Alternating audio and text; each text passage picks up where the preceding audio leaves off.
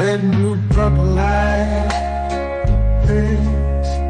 Red, blue, purple light, friends. Flags. Red, blue, purple light, friends. Red and blue, purple light, friends. Flags. You can get to know the legend, sacrilegious Sunday to Melanin Monday.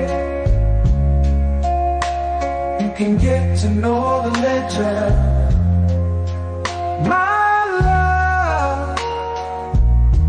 Just open your third on Thursday. Lord, the food, the art, the clothes, the Vatican's getting exposed fast.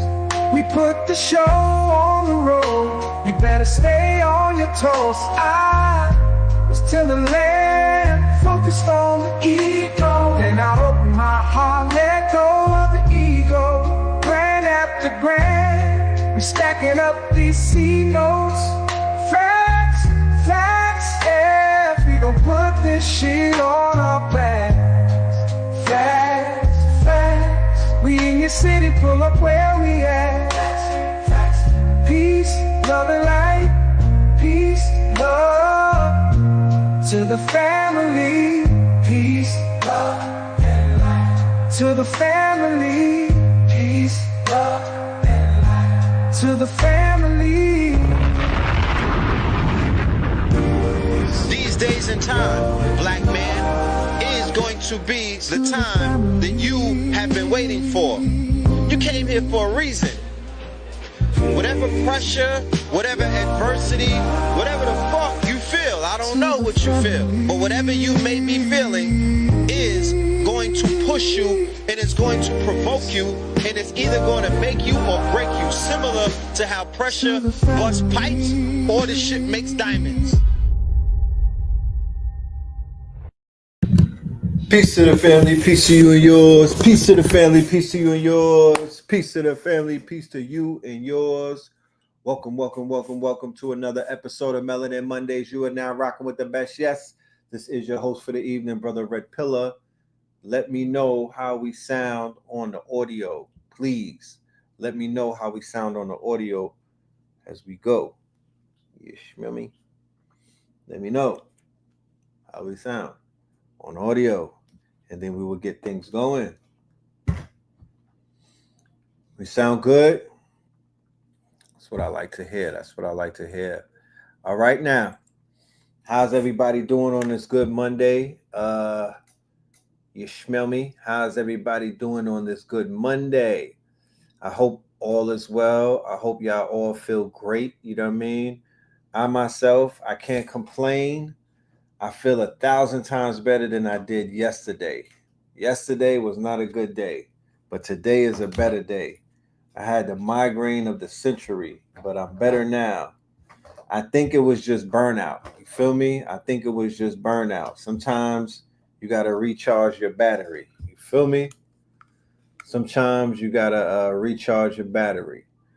But we're here now, and welcome, welcome, welcome. Yeah, the numbers of they rising like the waters all over America.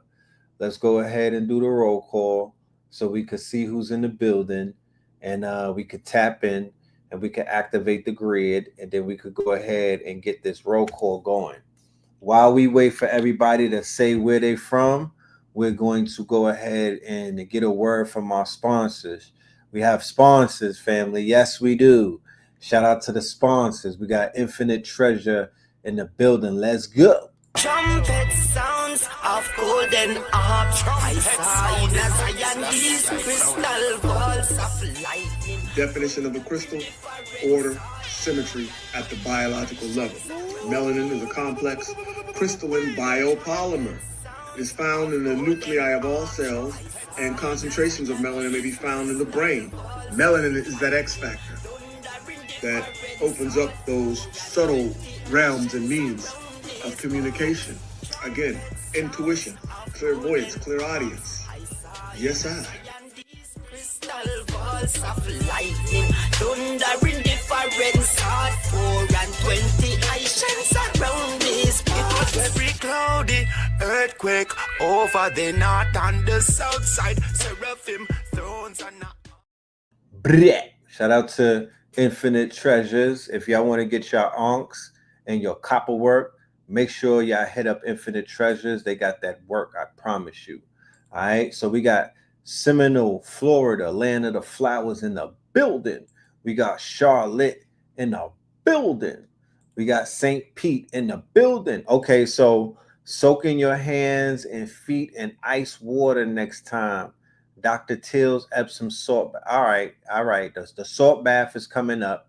The salt bath is coming up, definitely.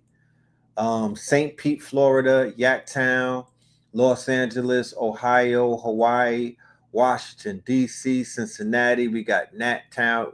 Y'all need to tap in. Y'all back to back. You know what I mean? Unless y'all tweeting from the same phone.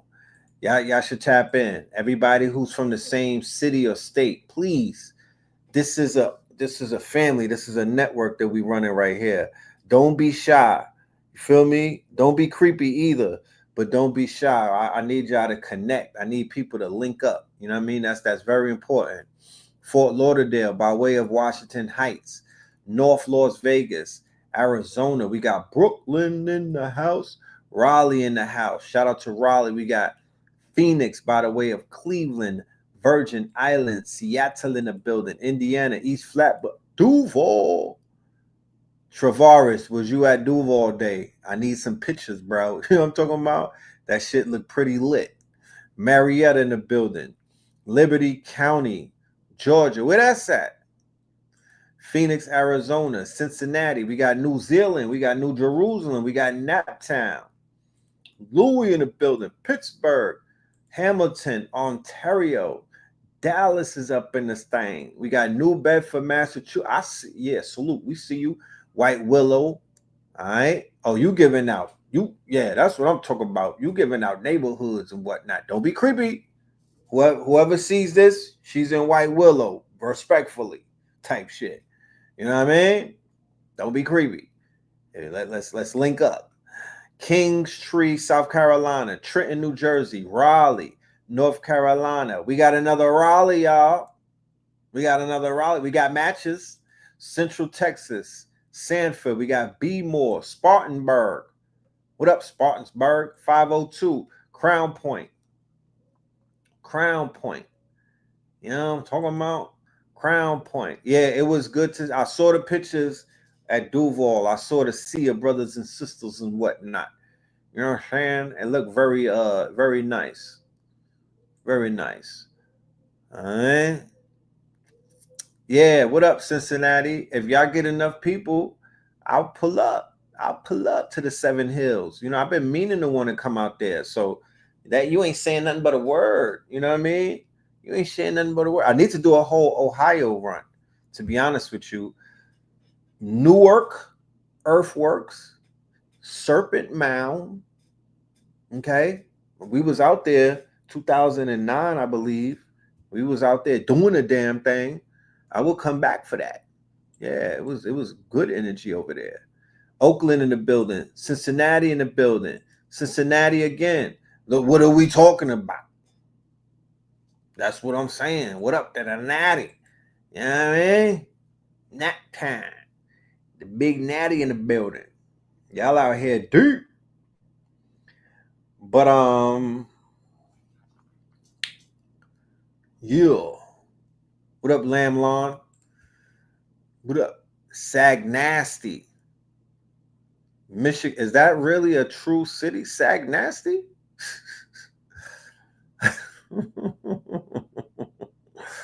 Really? Sag Nasty? Like, did they create a rapper from Sag Nasty, please?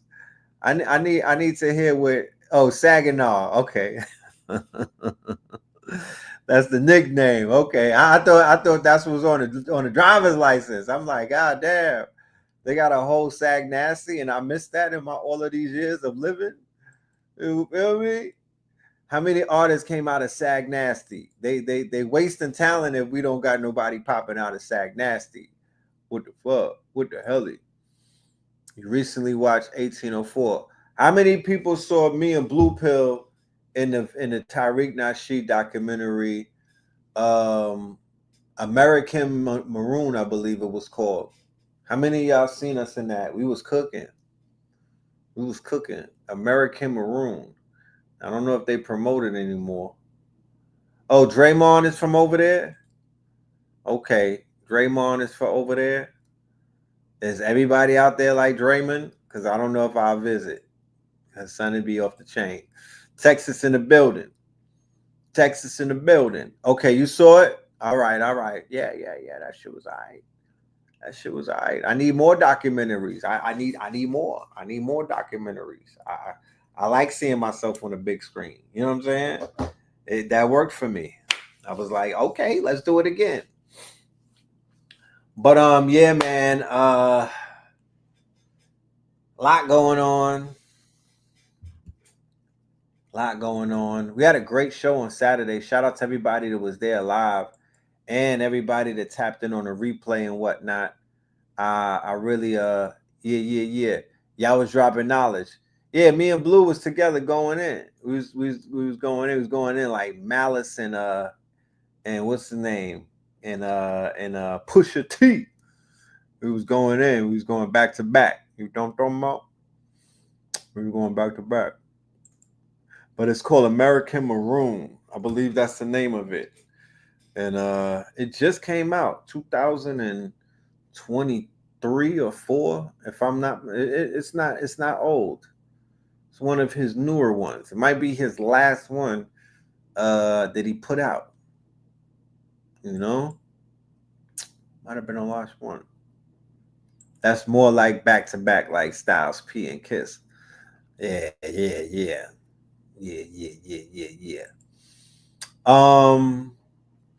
So real quick before we get started, what the fuck is going on with your man Aubrey, man?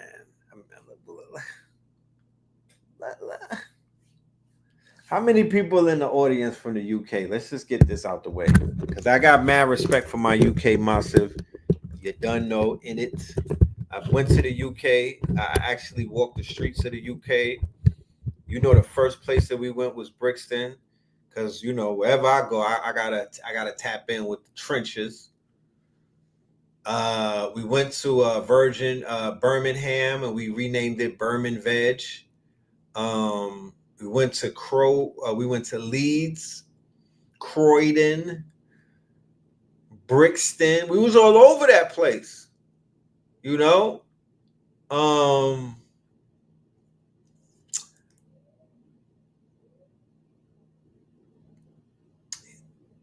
Aubrey Graham got on stage. He's trying to start problems, but he's trying to make your summer longer. I don't know why, but Aubrey Graham got on the stage in the UK at the Wireless Festival and had the nerve to say that the UK rappers are better than the American rappers, right? Like, and I don't want to be belligerent, and I don't want to throw the UK under no type of double-decker buses, because once again, y'all don't deserve this shit. He put y'all into the fray. And his man, and you see how karma works. Karma works like the karma, you know what I'm saying? Like, not during the not in the shadow of a moon, my nigga. Karma's gonna smack you, bro, because karma works like this. The minute he says some goofy shit, his man caught it, man. Like they about to, oh man, yo, like he's doing things to stay relevant. He's clout chasing, but this one right here, he's not gonna be able to. I don't think he could live this one down. This might have been the most egregious thing that he did, because pandering could get you packed up. This might be the most egregious thing that he did since the lawsuit, fellas. You know what I mean? This is crossing the line. because how dare you throw the UK Mondem in the crosshairs like that? They didn't ask for this. They didn't ask for this smoke. They didn't ask for this. So they're gonna get think pieces that they don't even deserve. However, smart move on his behalf, because I'm learning about names coming out of the UK that I did not know before. Check that out. I'm hearing names that I didn't hear before. So it genuinely made me curious to say, yo, I'm going to go and listen to these dudes. Not today, though. Maybe next year and whatnot. I wrote their names down, but I'm not about to go pull up the goddamn Apple Music and go down the motherfucking UK playlist, because my thing is this. If the shit was fire, then it would have caught fire in the States. We would have had some trees burning or something. Well, you know what I'm saying? The fire didn't cross the pond. The fire didn't cross the pond. The Wireless Festival was a Drake concert. Yeah, but it was a festival. It was a festival. The UK got some spitters. Okay. Central C put us on a Nike Tech race. What the hell? I didn't even know that there was rappers in the UK. I'm gonna just keep it a buck. I didn't even know what the fuck they was doing in the UK. I didn't think they considered that rapping. I thought there was a whole name for that. I didn't even know there was. I did not know that they considered that rap. You know? For real. No disrespect. I didn't even know that it was called rapping. I heard shit like they had names for it when I was younger. They was calling it what were the names that they was calling the stuff coming out of the UK? Grunt. No, what was the name of it? Grime. That's not even, it rhymes with rhyme, but that's not hip, that's not rap. Grime, niggas was cool saying grime. So how the hell grime and garage?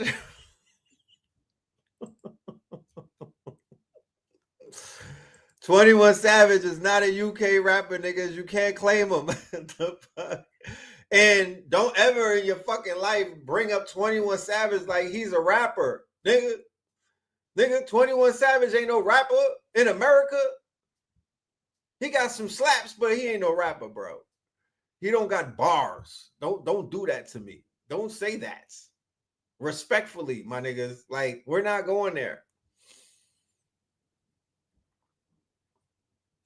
Slick, we claiming Slick Rick. Slick Rick is from the Bronx. We're claiming Slick Rick. We're claiming Slick Rick. Let me hold that respectfully. Give me that if you don't want to let it go. but that's us right there. You know what I mean? If you know, that's ours. Moni Love is ours. They still here. You understand? If it was that real, they would have went home. Moni Love is ours. Slick Rick is ours. You feel me? Y'all can have 21 Savage. If you want that to stack your deck, 21, won't you do something for me? You can have the lad. You understand me? You can have the lad. We'll let him go. We'll trade him. You know what I mean? You could take the lad. You know what I mean? But you need more people. No disrespect. I don't want to lose nobody that's from the UK. Respectfully, you know what I'm saying? It's still camaraderie with us. It's still, you know what I mean? It's still love over here across the pond, fellas. You know what I'm talking about? It's still love across the pond, fellas. But here's a list, and I'm not on some New York. I'm not gonna get on my NY shit, right? But just for purposes, because this is what has happened. There's been a lot of music coming out of different regions where they don't rap. Right? Where they don't rap. So other people is feeling like, yo, something is sweet. And we could talk crazy about America because respectfully, niggas is mumbling type shit. Like, let's just keep it a buck. So before we even get into other regions, we're gonna stick to the spitters. We're gonna stick to the home of the MCs, the home of the pen, and that just happens to be New York City. So I'm gonna name 10 New York City artists, and the Mondem from the UK, please respectfully give me who could give them the business. Now I'm acknowledging Stormzy. I'm acknowledging Skepta. I'm acknowledging Gigs and maybe Central C. I'm giving them their props. I've come across some of their slaps. But can you give me somebody for Styles P? Can you give me somebody for Mos Def? Can you give me somebody for Ghostface? Can you give me somebody for Rakim? I'm not even going to go with the super hitters. Can you give me somebody for Mace when Mace was in his bag? Can you give me somebody for Fabulous, Jizza, and the last one, in case y'all don't know and y'all sleeping on him, Grand Puba? These are goosebump rappers. What is a goosebump rapper? Rappers that give you goosebumps. Okay? Rappers that give out goosebumps. I was walking the other day on the 4th of July and they had a block party and they were playing Shame on You when you, the uncut version of Old Dirty Bastard, Brooklyn Zoo. Nigga, that shit hit hard. Pause. Like, man, come on, man. Like, Raekwon taught us a whole new slang, and so did Ghostface. They came up with their own language. Give me the artists from the UK that literally came up with their own language that sounds different from the Queen's English. Huh? Koji Radical is super good. Koji Radical, the name is not even given. Lewis Parker, look, it's a problem with the names first and foremost. We got issues with the names. The names ain't hip hop. Ooh, what the fuck is that? The names ain't giving hip. I need name. The monikers are not even hitting. This sounds like some Prince Charles shit, like Lewis Parker. Okay, I'll give it a shot. Yeah, they got Pharaoh Monk after Diddy. It is preposterous. We're not even gonna pay attention to the list, just the names of the not the numerical categories that they have them in. Cause nah, we're not going for that. We ain't going for that. And once again, all love to my UK brethren. When I go over there, we could pull up and talk about it.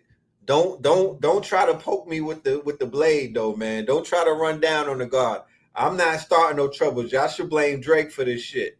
You know what I'm talking about? Mind them. I got respect for y'all.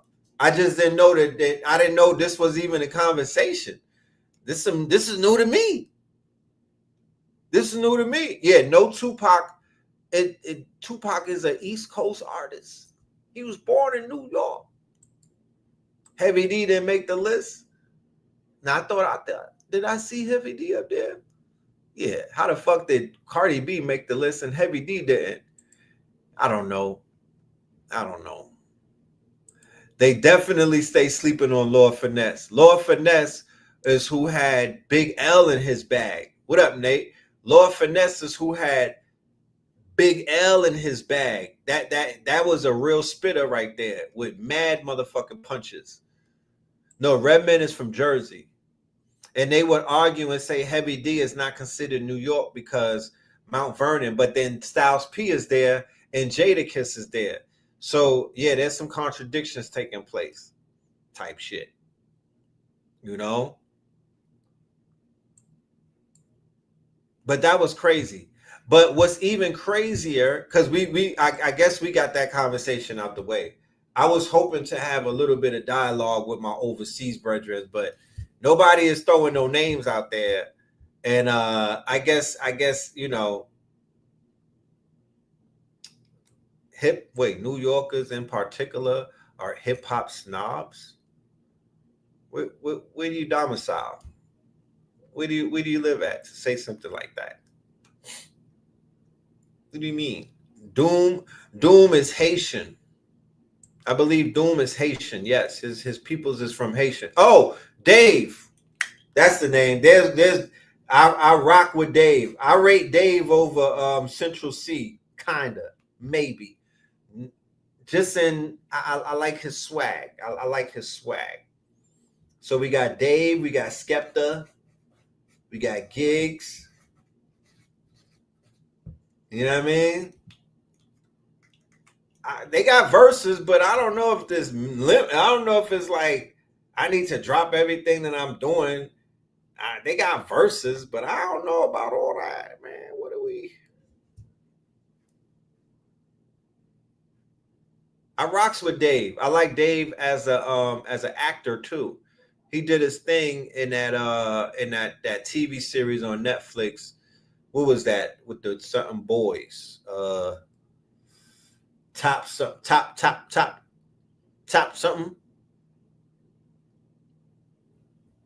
You said Dave will murk Drake. Top Boy. Yeah, he was Kano and Top Boy. Yeah, that was my shit when I seen it back in the days. Yeah. You know what I mean? Top Boys. Yeah, I like Dave as an actor. You know what I'm saying? And yeah, he got some swag with him. Stormzy. I think I said Stormzy before. Stormzy. But yeah, Drake getting y'all into some motherfucking trouble, man. You need to kick his ass. You need to revoke his visa because he out here starting a bunch of troubles because he's butt hurt. Do you know what pandering is? Shit that women do sometimes. Do you know what pandering is? Not to be sexist or anything, but you know, that's kind of a female thing. Do you know what pandering is? And this Negro is out here pandering, bro. This Negro is out here pandering, bro. And it's just egregious. I had to call my son. I had to call my son, who's a Drake fan. You know, he's like 17, and I had to talk to him. Be like, bro, when are you gonna let this shit go? Like, this is a bad look for all Drake fans around the world. Like, when are you gonna let it go? Son is not comfortable in his skin anymore. Like, the cracks are beginning to show, bro. You know, the cracks are definitely beginning to show. It's looking bad at this point. You know what I'm talking about? From the BBL abs to the stupid shit that he's doing and saying. It's like, fam.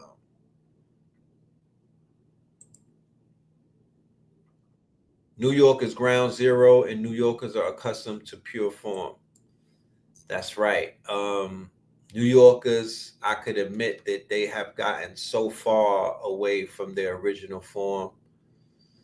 I feel like a documentary needs to come out as to really what happened to New York. When did it go wrong?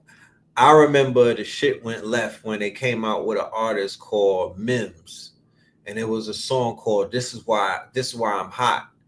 That was the beginning of the downfall. I remember it clearly because I was looking around like, are you niggas serious? Are you bopping to This Is Why? Are you effing serious, bro? Like, where's Ashton Kutcher? I thought we were being punked. I'm looking around like, I thought we was being punked, bro. I didn't know they was taking this nigga serious. But it started right there, and it's been going downhill from ever since. New York is washed. You know what I'm talking about? New York is washed. Shout out to all of the artists, the legacy artists, Raekwon, Slick Rick, Black Moon, Buckshot, right? General Steel, and my dudes in them, right? The artists that are coming out with these albums. Ghostface, I believe, is coming out with one, right? Legacy artists, the LL Project, Rakim put out a project, all of that. Yeah, there was mad remixes. Yeah, they was up. I bet it was a bunch of remixes. You know what I'm talking about? I bet you Rakim wasn't on one of those. I bet you no lyricist was on that. It was a bunch of trash niggas hopping on a trash ass song because they saw a motherfucking way to get in. This is why I'm hot. Yeah, that shit is trash. You feel me? Das Effects. Did they come out with a new project? LL. Yeah, that Slick Rick joint was alright, right? J. Rue the Damager. You know what I mean? And New York needs to get their name back. Griselda, who is not from New York City, but are from New York State, they resurrected the fucking city. I stand on that. We got to give West Side Gun, as much as we might not like to. Red, ask them who they got they could fuck with, Red and Blue. Yeah, that'll be a hard one right there. I don't. You tell me who they got in the UK that's fucking with the Twin Pillars. I can't even call it. You know what I'm talking about? And that's not even to toot my horn, but Griselda saved the game, bro. As much as I got critiques,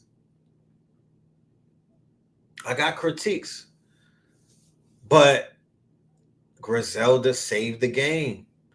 From the merch to the they turned it, they gave this thing called avant-garde hip-hop. They gave avant-garde hip-hop, grown man hip-hop. They gave it another level. They gave it another level. You would hear grown man hip-hop, but nobody had a vision of what it would look like. Benny should have never went to Def Jam. A. Rashid is responsible for the Griselda, in case you didn't know. And, you know, when the document, don't take my word for it. Just wait for the documentary. You know what I'm talking about? It's like, how what the hell does that, what does A. Rashid got to do with it? Well, you'll find out when you watch the documentary. But he has a very pivotal role to play with the Griselda, the whole Griselda movement. You know what I mean? Coming through West Side Gun, of course. I don't know about all of the other artists, but he went right to the boss. You know what I mean? But he's the secret source behind a lot of things that happened at Griselda when they began to really cement themselves as an art / fashion / music label, because they're not just music and whatnot. They revolutionized the vinyl game, the merch game. They revolutionized all of this shit with people with fine art and everything. That's Griselda. You know what I mean? So Griselda has these legacy artists coming out with vinyl, coming out with merch, coming out with a bunch of shit that is indicative of what they started, their sound, some of the heaviest spitters and whatnot. I still can't find somebody that could rock with Conway. I really can't. As much as I be like, yo, this is an angry ass nigga. You know what I'm talking about? He's always fucking complaining. You know what I mean? He has a reason to be angry. You feel me? And, you know, he has a humongous chip on his shoulders. But I love the way that he weaves that shit into his bars. Is it boom bap? I believe that they'll have a whole new sound for it, because remember, they doing the whole stripped down beat and everything. They're not doing the boom bap. They're not rapping over the drum. They doing a whole new different sound and whatnot. But he's a monster. He definitely lapped Benny the Butcher. Him and Benny was neck and neck at some point, but Conway, I think, got away from him. The Def Jam thing slowed Benny down. You know, Larry June is a monster. Just think about it. Rome Streets, Larry June, Boldy, Stove Guard. Their fucking bench is a problem. You know what I'm talking about? The bench. Even SD Nax. The bench. The bench is a problem. The fucking bench is a problem. The 5 niggas on a bench is a problem. You know what I mean? Let's not even mention the main hitters. So, yeah. Benny lost a lot of his aura when he got clapped. You said that 38 Special's wordplay is better than Conway? Oh, I'm sorry, Mark. My bad. I'm sorry. I do have to apologize because even before the A.A. Rashid stamp, it is Planet Asia. And it's Rock Marciano. My bad. Planet Asia has a big role to play in this thing too. You feel me? And Planet Asia, I feel like he really helped revive a lot of this. You know, he's all over the place and whatnot. You know, I'm talking about he's on the West Coast. He's in the East Coast. He's rocking with all of the spitters and whatnot. So he as the OG, he's Unk. Yeah, 38 is some spirits. Look, I'm not shitting on 38. 38 is a problem. 38 is a problem. His whole rhyme style, his writing style, fucking problem. Delivery, sick. Cadence, crazy. But I wouldn't rate him above Conway. That Conway shit that's goosebump music. Nigga, I get goosebumps when he get in his bag, he goes dark with it. I don't know if he could go, I don't think he could go that deep underwater. Sun goes 200 leagues below. You know? Yeah, Rock Marshy is a problem. Madlib is a genius. Mark Burks and saved the game. Yeah. RJ Payne. Straight pain. He's another one. RJ Payne, Ransom, even my nigga Graf, Ransom, RJ Payne, Graf, 38. What can you say? What can you say? They need to all come together and just do a damn tour. Yeah, Graf is still relevant. Ransom is even getting better. You know? Flea Lord. What's the other dude? It's a dude of my brother's. He be always playing. What's my dude name? Damn. I'm gonna remember it. I even like Dave East to a degree. Fahim the God. Feel me? Fahim is a problem.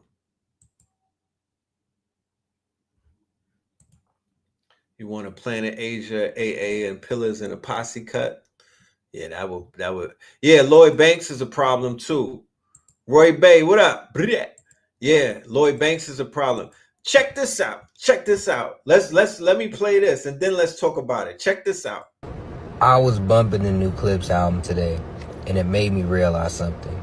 We live in a very unique era of hip-hop. For the first time probably in hip-hop history, the old rappers are better than the young rappers, and the old rappers are more successful and popular than the young rappers. And for all y'all that are saying, what are you talking about? I guarantee your favorite rapper is at least 30. Even rappers that you don't think of as being older are older. Ogeezy is in his 30s. Lil Durk is 32. Gunna is 32. Drake, Kendrick, J. Cole, they damn near 40. Like, all the rappers in their 30s and 40s are the top rappers. Larry June is in his mid-30s. Griselda is in their mid-30s. Like, even the new artists that are coming out, the new artists, the new wave of rappers, they're 30 plus. I can't think of no big name rappers right now that are under 30 years old. I think Chief Keef might be the only one, and he's still probably like damn near late 20s at this point.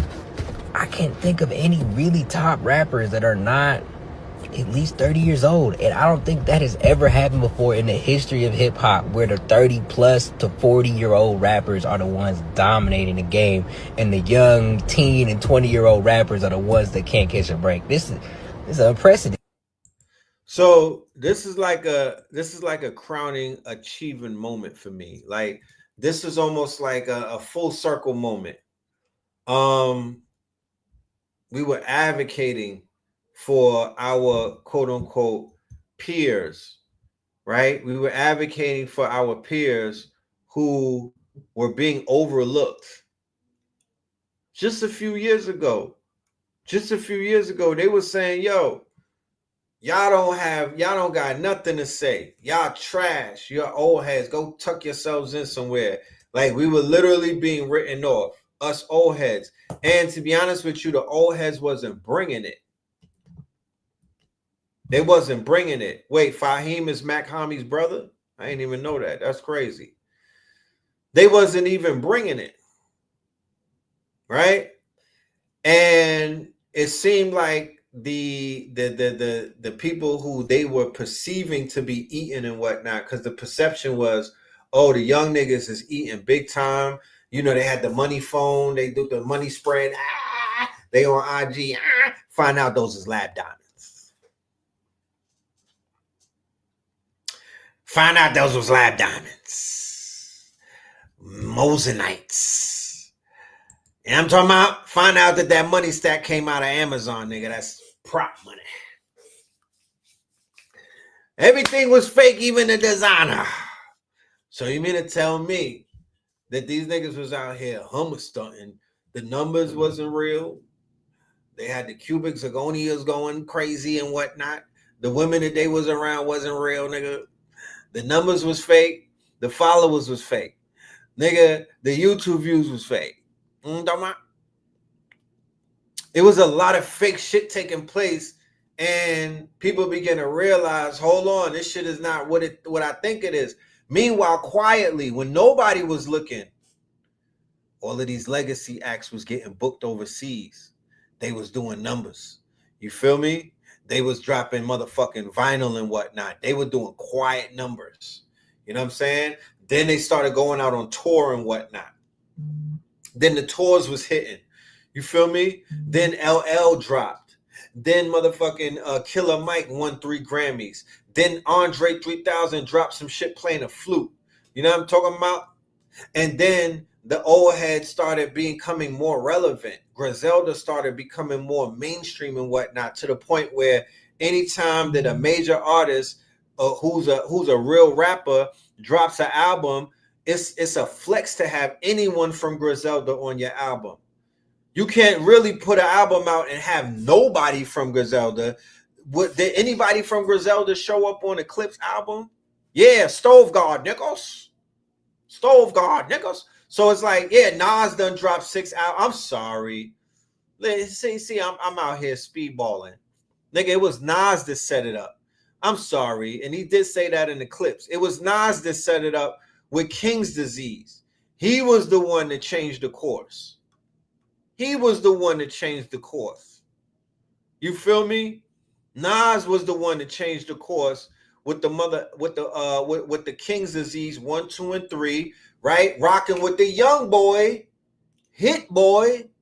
Where's he at? Hit Boy. And he started opening up the possibilities, like, oh shit, the old head still got something to say. And it's been going up ever since then, to the point to where we're at right now, where the young man just said the video, and he said, we're in a unique place and time where what? Where the youngins are not hotter than the old heads. We got a moment, y'all. You feel me? We got a little moment right now. You know what I'm talking about? I'm not ready to let this shit go. You know what I'm talking about? You know, the aunties are chasing the YNs. Let them go. Bye, auntie. I'll see you when y'all see you. They chasing the youngins. You know what I'm talking about? They chasing the YNs. They tucking them in. You know what I mean? But we still got action over here. We do. The salt and peppers is salt and pepper here. Salt and pepper. The silver foxes is outside, niggas. You know what I'm talking about? The silver foxes is outside. We getting cougar action. It's okay. They coming back. The YNs is fucking up. They coming back home. Auntie, we don't want you. You sit right there. But yeah, we got action. You know what I'm talking about? We got a little bit of action over here. They paying attention to the bars. They paying attention to the bars. Bars is back. So I feel like this is a full circle moment. Bars is back. It's a great place to live. What a fucking time to be alive. Thank you, Kendrick. You know what I mean? Because he put the nail in the coffin. Things were moving and shaking, and then I don't think people realize that, wait, Rakim and Kool G rap together or separately?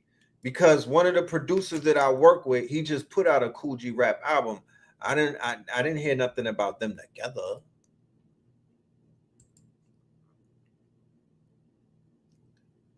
You know? Oh yeah, Cash Doll is beyond fine. Man, Cash Doll she's a classic beauty. Shout out to Detroit. You know, I've always said it, and I'll say it again. I've been many places, and some of the finest, I'm talking about the most beautifulest women in the world that I've come across. Natural beauty, not that BBL Drizzy. Is Detroit, Houston, okay? And I'll keep it at that for right now. I've been to many places, seen many things. But Detroit and Houston, natural, like Jet Magazine type shit. You know what I'm talking about? Like just like stop you in your tracks type shit. Oh my goodness.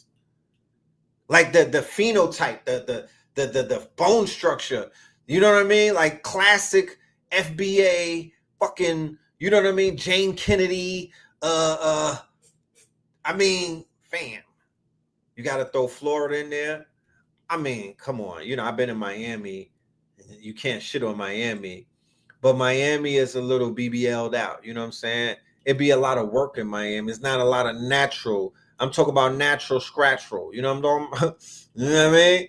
And this was around the time before all of that surgery shit was popping. I went to Detroit in 2016, mind you. You know what I mean? So I caught right before the wave started. And when I went to Houston, you know, I've been to Houston many times. You know, I got a daughter in Houston, so that shows you. But Houston got it, yo. Houston definitely got it. Houston, it's not just the looks. It's not just the looks. It's everything. It's the aura. It's the way they carry themselves. It's the music they listen to. It's the way that it's their demeanor. It's their teeth. Like, it's everything, bro. I've seen it. But I heard that let me stop. Let me not even go there. You said LA face with the Oakland. Have I been to Oakland? I wasn't there for long. And I probably wasn't looking. You said Cleveland? Yeah. Nas just brought back Slick Rick, and he's about to drop a new Raekwon album. Facts. You said Florida. What cities in Florida, mind you? Talk black to me. Let me know, because I'm thinking Miami, but of course there's other places. Let me know what cities in Florida got it. You know what I'm saying? So we could put that on the radar one day. Send a drone over there. You know? It said Big Florida got some of the finest women from the ground. Cleveland is Detroit's cousin. I agree. Clearwater. The water is clear. Tampa. St. Pete. Jacksonville, as in Duval? Really? Okay. That's what's up. That's what's up. Cleveland got him. If I hear 3 more people say Cleveland got him, then I'll believe you. I'm y'all coming out strong for this Cleveland shit. Like, let me find out. Jacksonville for sure. Duval. Jacksonville got the finest women. So you mean to tell me West Palm, Everglades with the crocodiles, alligator Alcatraz? Say word. Kayla Pratt and Megan Good are LA Naturals. Okay. We got 2. I'm looking for 2 more. We got you look, y'all learning me today. I didn't even know. I'm about to go on Zillow and see what their houses look like. Like Columbus, Ohio got them. Really? Ohio? Just the whole Ohio? Nah. The red and the yellow bones in New Orleans. Wait, you mean the Creoles? The Creoles? I heard they stabbing niggas. Hey, okay, one more. I'm from Toledo, Ohio, and my mama from Cleveland. I didn't know. I did not know. Look at us. We all learning tonight. I had no idea. Y'all got it, though.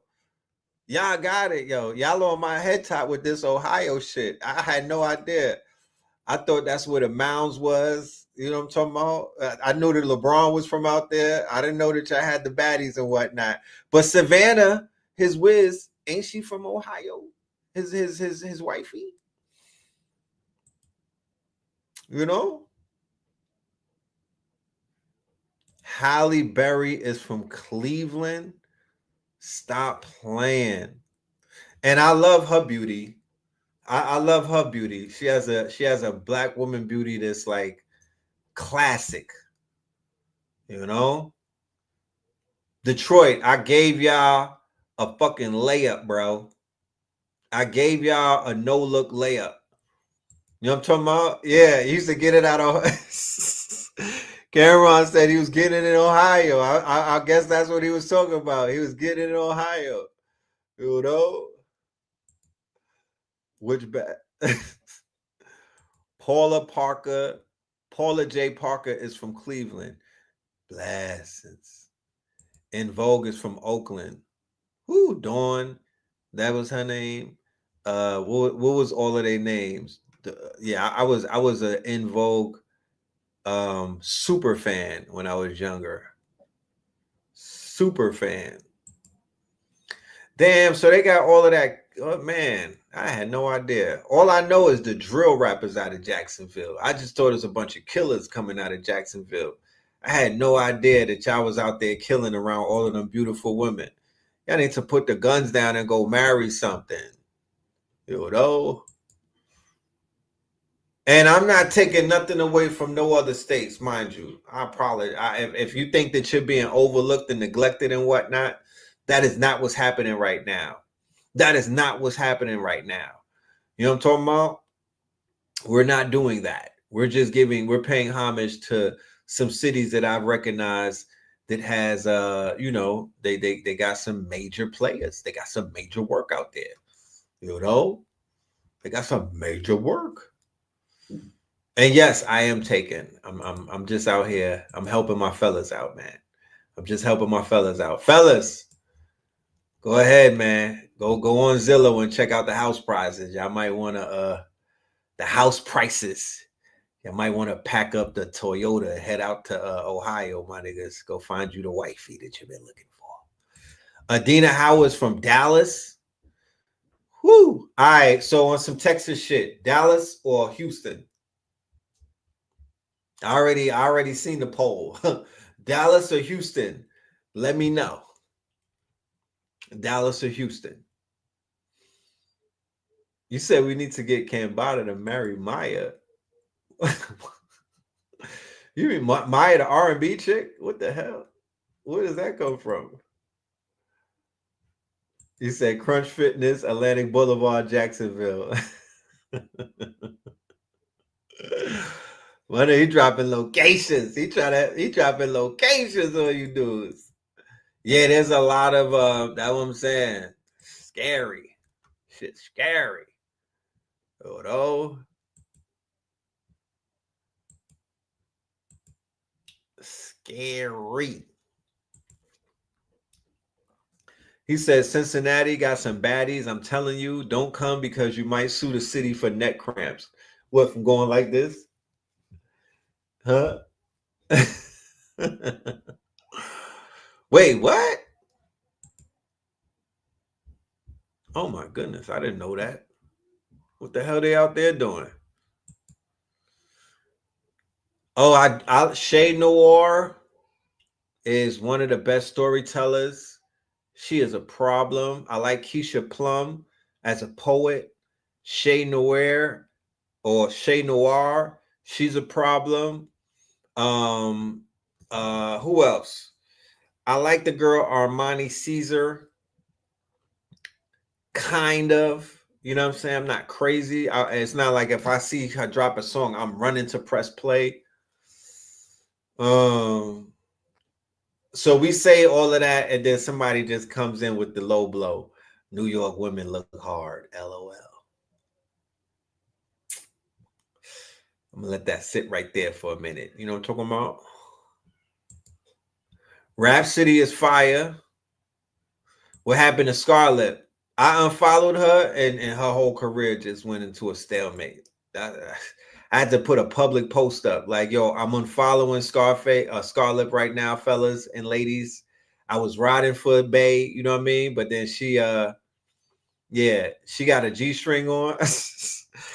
I don't know what the fuck happened to Scarlett. She just went all the way in the wrong direction. And I couldn't do it, man. I could not do it. I could not do it. I had to unfollow Bay. You know what I'm saying? I had to unfollow Bay. Yo, they robbed motherfucking Beyonce, Queen Beyonce, the motherfucking mother. She got robbed in Atlanta, bro. She didn't get robbed like nobody ran up on her, but they robbed her dancer's truck and took out unheard music, right? Unseen footage. I don't know what that is. You know what I'm talking about? But we in Atlanta, so we'll find out sooner or later what the fuck is going on. But yeah, she's supposed to know, Atlanta, you don't leave nothing in your car, honey. Not even if you Beyonce. Not even if you be. Somebody said that's the lick of a lifetime. When I say, because it's unreleased shit, when I say that's the lick of a lifetime, niggas, that is the lick. That's better than getting the Hope Diamond. Man, they're about to put the Secret Service and the motherfucking Palantir. They turning on satellites. Listen, they're not playing. They're gonna find that. They're gonna, whatever the fuck got stolen from Queen B, they are going to find that.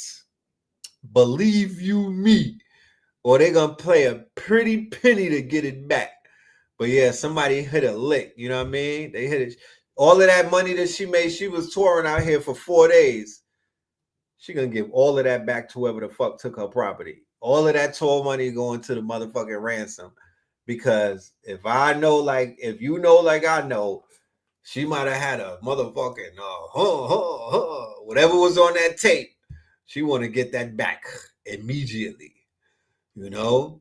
Let me tell you, anybody that comes to Atlanta, I don't know if you know or not. I think some people who came for the Stone Mountain shit got their shit broken into. You know what I mean? Bruh, do not leave no valuables in your MFing car. I don't know. These niggas are like ninjas when it comes. They come out of the mist and just steal cars or break windows and keep it moving. Atlanta is notorious for that. You feel me? Atlanta is notorious for that. I promise you. New York women love Florida men. Is that right? Who told you that? I don't know too many people that can handle a New York woman. You feel me? A New York woman is not easy to deal with. You gotta be a different type of you gotta have a different type of blood type, because they are not easy to deal with, bro. They different. What's your thoughts on Jim Jones dropping a diss track against Pusha T? Yeah, Jim Jones is not Pusha T. It's a desperate attempt. Jim Jones is doing everything in his power to build up some type of courage, because Max B is coming home in November. The day Max B comes home, the Jim Jones train is over. I don't think y'all understand that or not. Jim Jones is doing everything in his powers to keep this Max B shit from happening. So he's distracting himself. You understand? He's distracting himself, because once Mac Bigavelli comes home, bro, the facade is up. All Bigavelli got to do is 2 interviews and talk about what him and Chrissy, and Jim Jones is washed. He's going to have to answer to the wave. You know, Bigavelli is on his way. The wave god is coming home, baby. Ooh wee. You know what I mean? And you know that he's going to get a lot of features. Everybody going to work with Max B. Everybody's going to want to support Max B. Everybody's going to be talking about Max B. This ain't going to be Bobby Shmurda coming home. This is going to be a little bit different, my niggas. This ain't going to be when Bobby Shmurda came home and everybody thought, oh, he got to do it. No, nigga. He going to do his thing. He going to do his thing. That's pressure that Jimmy is on. So his whole thing is, I'm going to be the bad guy and I'm going to get everybody mad at me before y'all go ahead and turn on me. I might as well poke the bear. You feel me? I might as well poke the bear. So Jimmy is just distracting everybody from the fact that the biggest op of his is on his way home. And when he comes home, he's going to take a lot of air out of Harlem, and he's going to take a lot of air out of the industry. Jim Jones don't have nothing new to add. Max B does. Jim Jones doesn't have anything innovative to add, and Bigavel kind of does. Bigavel is more exciting than him. He's more talented. He wrote he wrote Jim Jones' biggest hit, Ballin'. Can Max bring New York back? No, I don't know who could bring New York back, but I don't think Max could bring New York back. You know what I mean? French better pay homage. Could we get a 44 tops tiny desk though?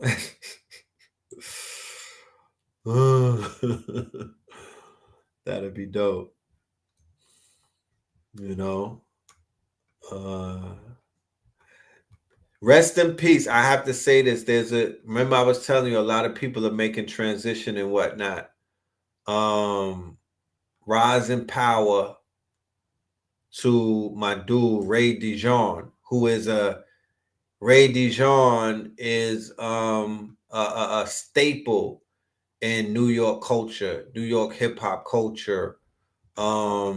Ray Dijon was a part of Video Music Box, and I've been talking about Video Music Box a lot. And I speak on it because I want, as a historian of the culture, as a connoisseur of the culture, I want people who are from out of town, and I want people who are younger than me, who may not have been alive during this era, to differentiate the box, which was that thing where you could call and order videos, from Video Music Box. Those are completely, it's almost like Venus and Mars. Those are 2 different planets, right? They're not the same. The most important one out of the 2, the most impactful cultural wise, was Video Music Box. Before Yo MTV Raps, before The Box, before everything, was Ralph McDaniels and Video Music Box. Nas did a documentary about Video Music Box. So you don't have to just take my word for it. The same thing I told you about the tunnel. There's a documentary about the tunnel. The same thing I said about Video Music Box. There's a documentary about Video Music Box. There's documentaries about a lot of shit that I speak on, so it doesn't become biased. And I'm just saying this cause some New York shit. Because at this point, if y'all don't realize, I ride for my city, but I'm not biased. I'm not biased when it comes to New York City. I will critique New York City. I will be honest about New York City. I will give the dirt. I will give the good, the bad, and the ugly. I'm not one of those New Yorkers that I'm in denial. I'm not doing that. I'm not doing that. Where will you find these documentaries? They all over the place, but most of them are on Hulu or Amazon Prime, right? Hulu or Amazon Prime. But okay, Stretch and Bobbito, definitely honorable mention. We got to give Stretch and Bobbito their credit because before Funk Master Flex took over the radio show, right? Okay, the tunnel is on Tubi. You can see the tunnel on the Tubi, right? The tunnel is on Tubi.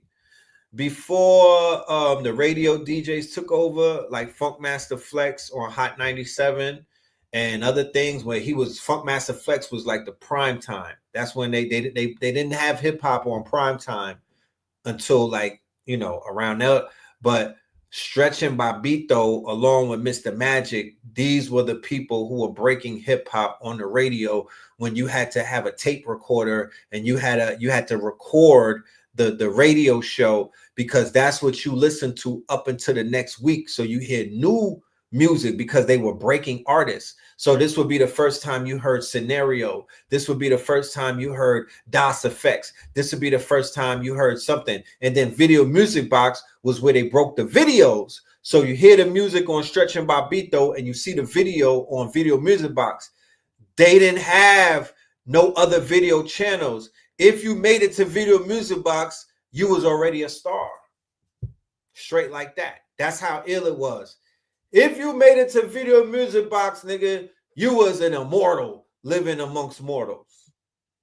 We used to think Special Ed was not even human. LL Cool J was like, he was like a god, bro, because he was on TV. Run DMC was like, bro, yeah, way before MTV Jams. They ran. Ed Love and them, they ran with the sauce. No disrespect. But Ralph McDaniels and then Ray DeJohn he's a Dominican. He's Dominican, right? And he also dealt with comedy. He was a host. Matter of fact, I'll let Blue get on this and we'll talk about it one day. But we was on a ski trip and it was crazy. They had like an auction and whatnot. I don't know. We just was, we was on the Henny. You know what I'm talking about? We was on the Henny. We had the big bottle of the Henny. And we was like, fuck that. We're going to sign up for the auction and whatnot. And we got auctioned off to some baddies. I promise you. And Ray DeJohn was the host. He auctioned us off. You know what I mean? I forgot how much they paid for us, but they spent some change. You know what I'm talking about? All money went to charity and they took us back to their room. Well, they took me back to their room, but it's a whole nother story. But Ray DeJohn was one of those hosts that he was very, he was a ladies' man. He was definitely the life of the party when he was in the party. He was a great host. And he's just a staple. He was always in the clubs. He was always hosting things. He went around, he traveled, he did the cruises, he went to the islands, all of that shit. And today I seen the King Simon put up that he made transition, and I just saw him at the festival in Brooklyn, but he walked past me and I think I was eating or I was in a conversation and I didn't stop him, and I was like, I'll catch him in the festival. I'm gonna catch up to him. I never caught up to him, and now he's gone. And I'm just eulogizing him because, this is what I do. You know what I mean?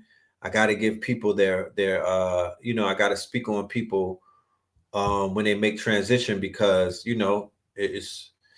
It may be somebody listening to this that didn't know and whatnot. So now you know the brother Ray DeJean is an ancestor. And rise in power to him. Ralph McDaniels carrying cameras on his shoulders. Yeah. He been putting in work. He been putting in work. You feel me? He been putting in work. So shout out to him. You know what I mean? Shout out to him, man.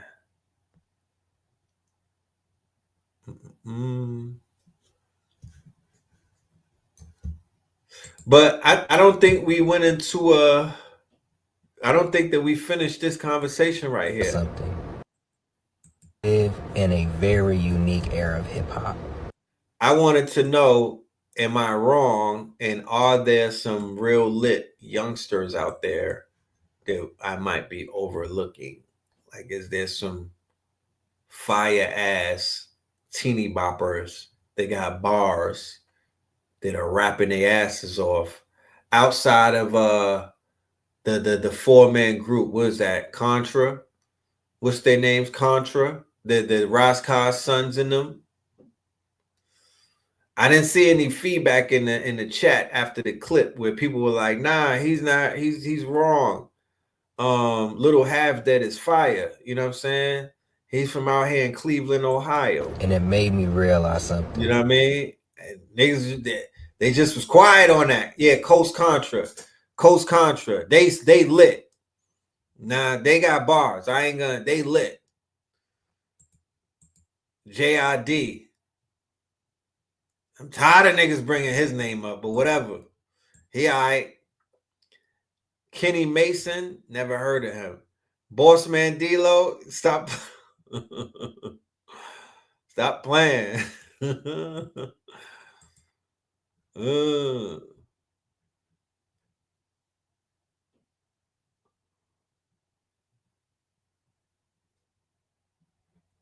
Nick Grant. I'm writing these names down. I wrote the UKs. Look, I'm taking notes. These are the UK rap. These are the UKs that I'm going to listen to them maybe next year, but I'm gonna get to it. You know what I'm saying? Nick Grant. If I turn these music on and these niggas is bumbling, I'm a screenshot everybody's name who told me to listen to these cats. And if these niggas is mumbling, block party, you going on the blockchain. You hear me, D Black? I'm going to check out Kenny Mason because y'all might be pumping up your cousin and whatnot. But if he a SoundCloud rapper, I'm going to be very upset. You know what I'm talking about? Because it's going to take a lot of time out of my day. Nick Grant is old. What do I think about the Blastmaster? Who? KRS-One? Lareezy is from New Orleans. Lareezy. This is the opportune time for the young spitters to get their name up. I wish I was a youngin. I wish I was a YN that we renamed Young Noble. Young YN is Young Nobles. We're not saying the other word. It's Young Nobles. You know? You heard a cat named Ramy, right? This is a perfect time for Young Nobles to pop out with a mixtape. Like, look, I don't know what y'all talking about. We lit. But truth be told, the brother did say the truth in that video. He said right now, you know, just all around numbers wise, and you know, some of the what they call the unks. The unks are eating. The unks are shining. Right? Y'all said unks is 30 and up, right? Somehow you know, they made that shit like it's shameful, like oh shit, you 30, nigga, your life is over, like you're a fucking deadbeat, nigga. You had the nerve to turn 30. Hang it up, fam. It's over with. You know what I mean? Like you there's nothing that you can add to society. But whatever, you know what I'm saying? Whoever bought into that stupid shit, y'all gotta prove that y'all are doing something with all of your youth and that time that y'all niggas got on your hands, because y'all not paying no bills. Y'all don't have time to write. Y'all been through enough. Y'all look like y'all 30 and whatnot on some 18-year-old shit. You look like you've been through a lot. You don't have nothing to write about. You're not paying no bills. Like you don't have to punch the fucking clock. Like y'all got a lot of time on your hand to play NBA 2K and fucking GTA 6, nigga. You're not getting no ideas. Like no double entendres. What the fuck? What the hell? Skylar Black. Let me write it down. Skylar Black. I'm confused.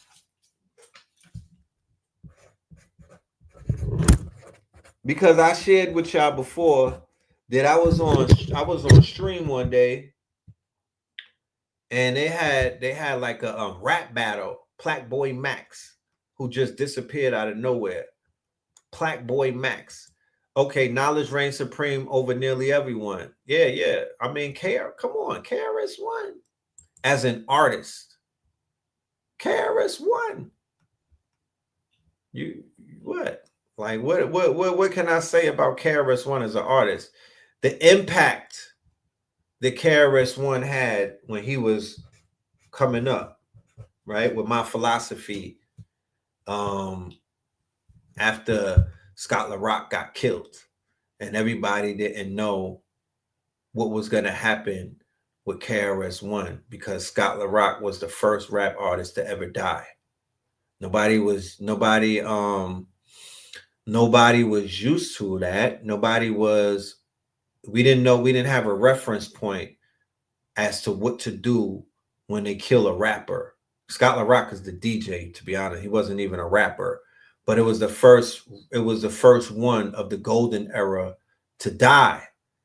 So everybody was distraught, and we didn't know what the hell KRS One was going to do.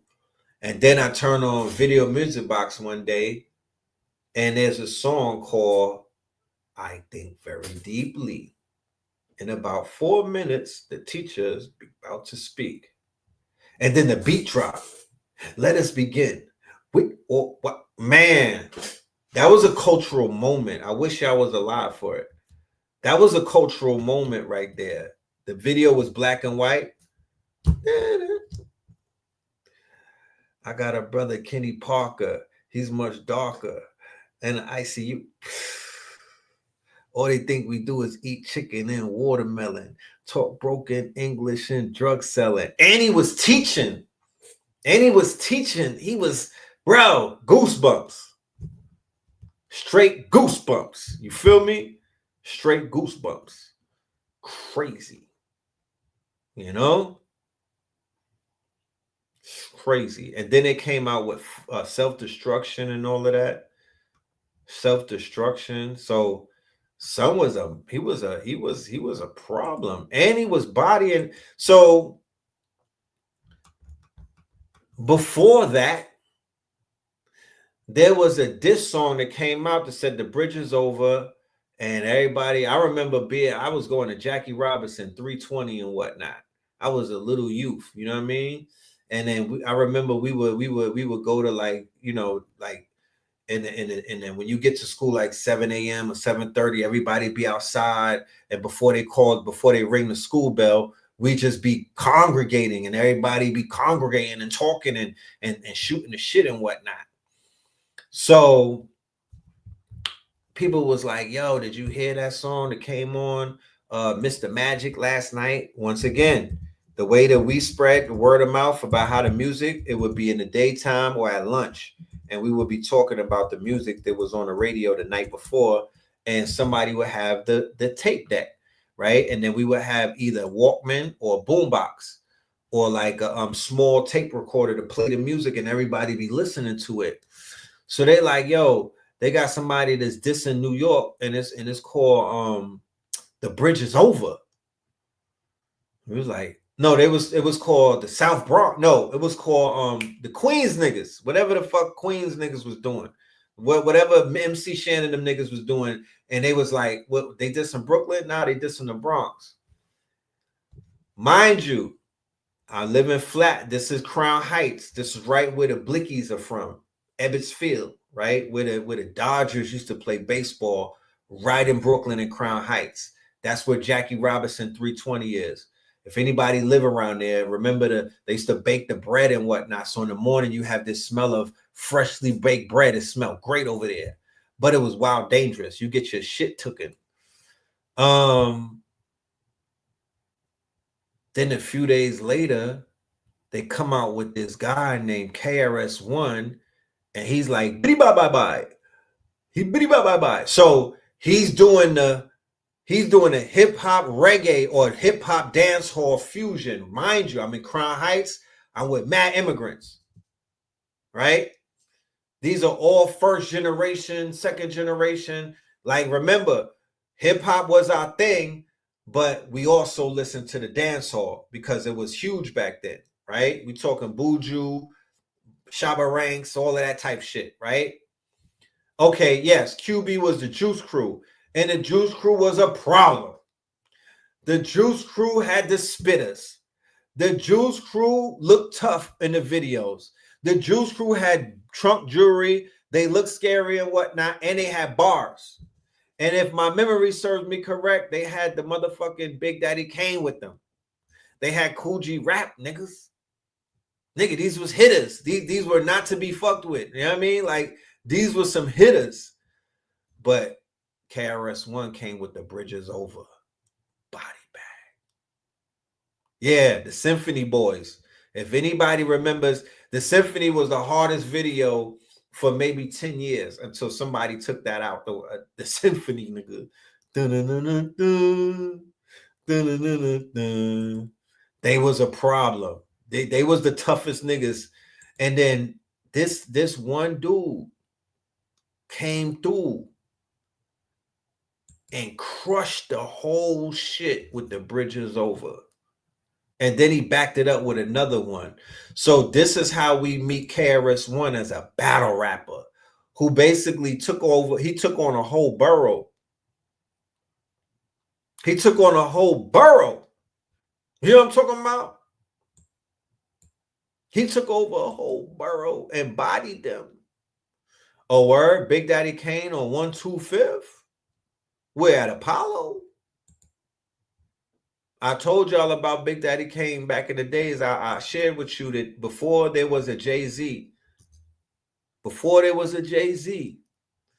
there was nobody in Brooklyn. Before there was a Biggie. When you talk about Brooklyn, who had Brooklyn? Before there was that's why even when you do the documentary, Biggie was praising Big Daddy Kane, went on tour with him. Jay-Z also. There was Big Daddy Kane as a Jay-Z and Biggie of Brooklyn before them. I don't know if people know that, but that's who he was. He had that shit in a complete headlock until Madonna got to him. You know?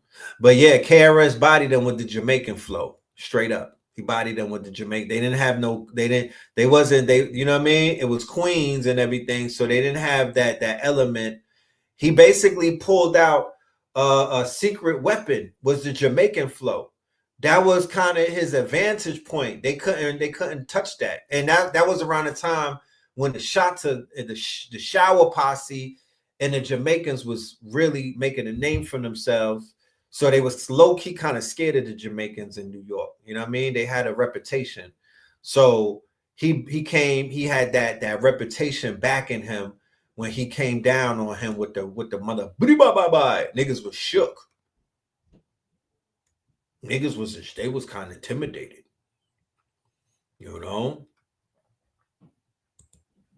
Intelligent hoodlum. Yeah. He's a legend. He's the one that gave Nori and CNN their flow. He gave Queensbridge their flow. You feel me? He gave Queensbridge their flow. What's the matter with your DJ MC Shan? Don't you know that he's out of touch? Did y'all see MC Shan lately? And then y'all see KRS-One. You said Johnny Gill and Big Daddy Kane. That's not a good mixture. Yo, these promoters be throwing anybody. These promoters be throwing. They book whoever answers the call, I guess. I think the promoters got the fucking wheel of fortune. They spin the wheel and be like, all right, call them. They whoever answers the fucking beep, whoever answers the SkyTel, that's who they booking, I guess. What the fuck does Johnny Gill and Big Daddy Kane got to do with each other? That's weird. But anyway, pause. You know, that should be interesting. You feel me? I'll be outside the concert selling Geritol and Depends and some blue pills. Because that's who's pulling up. You know? Cool G Rap birthed a lot of rappers. Big Pun for one. Oh yeah, Cool G Rap is definitely the father to so many people, especially if they on that gangster storytelling. You know, Cool G Rap was the first dark rapper out of New York that I remember. Feel me? I had to play his shit low. You know what I mean? So my dad couldn't hear that shit.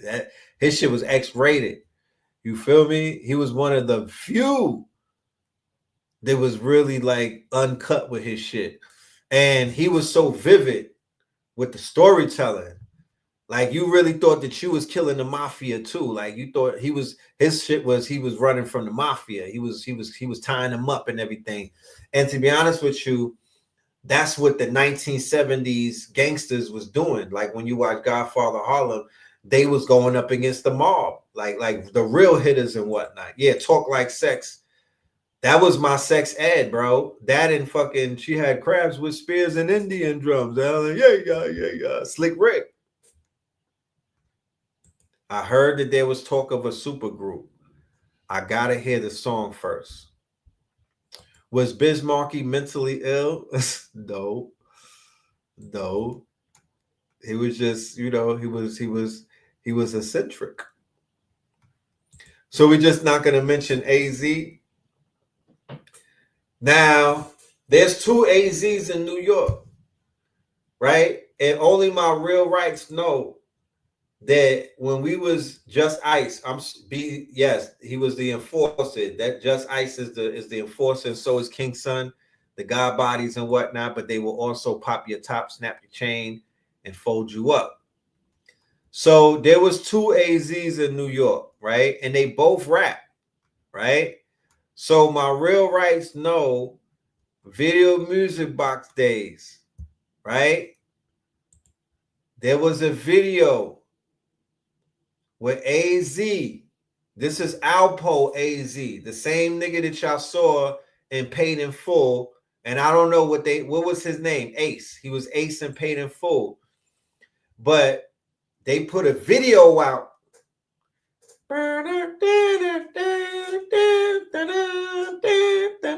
And the niggas was locked up. And he had that line, sleeping with one eye open, hoping. Life's a bitch. You can suck. Yo, everybody in that fucking video, I think it was Wild Style or whatever the group was, all gangsters. I'm talking about real gangsters, like scary gangsters. Feel me? AZ is the brick man. AZ is the brick man. And all of them dudes in that video, mob style, right? Mob style. I believed everything that they said. You feel me? Because they weren't even rapping. This was some of the literally, these are some of the first New York rappers that didn't really rap, but they had music on Video Music Box. And then niggas was like, I get it. I understand why they on Video Music Box. Like, even in the beginning of the video, they got the newspaper where that whole story about Rich Porter's brother getting kidnapped and everything, and they had a depiction and all of that. Yeah, Pretty Tone Capone. These is real hitters out of Harlem and Uptown. These is real hitters. These is Yeah, we doing a hip hop channel. I just be doing my hip hop shit right here. But yeah, we still got the hip hop channel. But yeah, that's the first AZ. You know, that's the first AZ. And you know, it is what it is. They put like 2 songs out, I believe. And they was really outside. And then of course, AZ, the God. I told y'all I used to date AZ's sister, right? Precious. That was Bay and Sheepset. We used to go to Sheepset together, and that was wifey. Niggas hated me because I had the baddest shorty in the school. They even tried to kill me. Real talk. You know, I had big beef with the project because I took somebody's girl from them. But that's a whole nother story for story time. Yeah, that Mayor Giuliani, the reason why Mayor Giuliani got elected was to stop niggas from being too niggly. Like niggas was really taking over New York. If Giuliani didn't come, the gangsters, the streets would have took over New York, bro. I promise you. They were on their way. They had a fucking grip on the city. You know? You got a song with Do or Die from Chicago? You a legend. You a legend. Wait, you said you too? That was your girl? What are you talking about? But yeah, so AZ is older. Finish the Khalees story. I'll finish that one day. AZ is older than his sister, and they live in East New York. They from the hood. Like I'm from Flatbush, and it's hood, but it's not as hood as East New York and Brownsville. That's the final boss of hoods in New York. So she like, yo, come over my house. I'm like, you sure? Mind you, there's no Uber back then. You know what I'm talking about? There's no Lyft back then. There's take the train and walk through the motherfucking hood, my nigga, with no support. I'm like, you gonna meet me at the train station? She like, yo, just come to my house. Here's the address. Mind you, back in those days, there's no GPS. A nigga got a map. I got a fucking map. I'm like, where's this at? So I walk up to the crib, the building like a fortress. The shit like Castle Grayskull. You know what I'm talking about? I'm looking at the shit. I'm like, God damn it. This shit like C-74. I'm like, am I going to jail, my nigga? Should I what the fuck? What the helly? You know? So I go in the crib. This nigga didn't even look at me, bro. He didn't even look at me for about 30 minutes. I'm literally, you know, she's talking to me. I'm trying to pay attention to her, but I'm like, yo, I done listened to the nigga album. I done listened to this nigga album. Like, he might do it to me right here. You know what I'm talking about? So then he calls her, and it's not like he's like, yo, Precious, come here. So I know what that call is because I got a sister too. I'm like, damn, he about to say, yo, why you got this nigga in my house? Mind you, he likes the old boyfriend that I took her from. The one that was from the projects, used to sell crack and whatnot. He's feeling him because I guess they could relate. I'm not selling crack. I'm a booster. You know what I'm talking about? So he's like, yo, come here. So she go in the room with him and whatnot. I'm like, oh shit, what the fuck? Like, this nigga's about to kick me out of his house. So then she like, yo, my brother want to meet you. And I'm wild nervous. I ain't gonna lie to y'all. I'm keeping it a buck. You know what I'm talking about? I'm being very honest. I'm wild nervous. And then he looked me in my eyes. And he say, yo, I don't even know you like that, fam. I'm not, he ain't saying verbatim like that, but he's basically, don't fuck around with my sister, bro. Don't play with my sister. Like, we not playing over here. I said, yes, sir. You know what I'm talking about? Yes, sir. My nickname back then was, I think it was Phil Figure. I think it was Phil Figure at that point. That was my boosting era. So I was Phil Figure. So I was like, yes, sir. You know what I'm talking about? Of course. And then I was like, you ready to go? No, I think he left before I left. He was ironing his jeans and shit, and he was just giving me that look with the eyebrow up and everything, like, nigga, I will burn you. And I was like, yeah, I'm good on this. You know what I'm saying? I don't know how long the relationship lasted after that, but I was like, it's too much pressure. It's too much pressure. You know what I'm saying? It's too much pressure. You feel me? I'm too much of a ladies' man to just, it's too much pressure. You know what I mean? I had to get up out of that. But I seen him years later on 2/5, gave him a shirt. We flicked it up. Great guy. He actually knew who we were. You feel me? I don't know if he knew that I was the same dude that was in his crib with Precious. You know what I mean? But he knew who me and Sinetta was on 125th Street.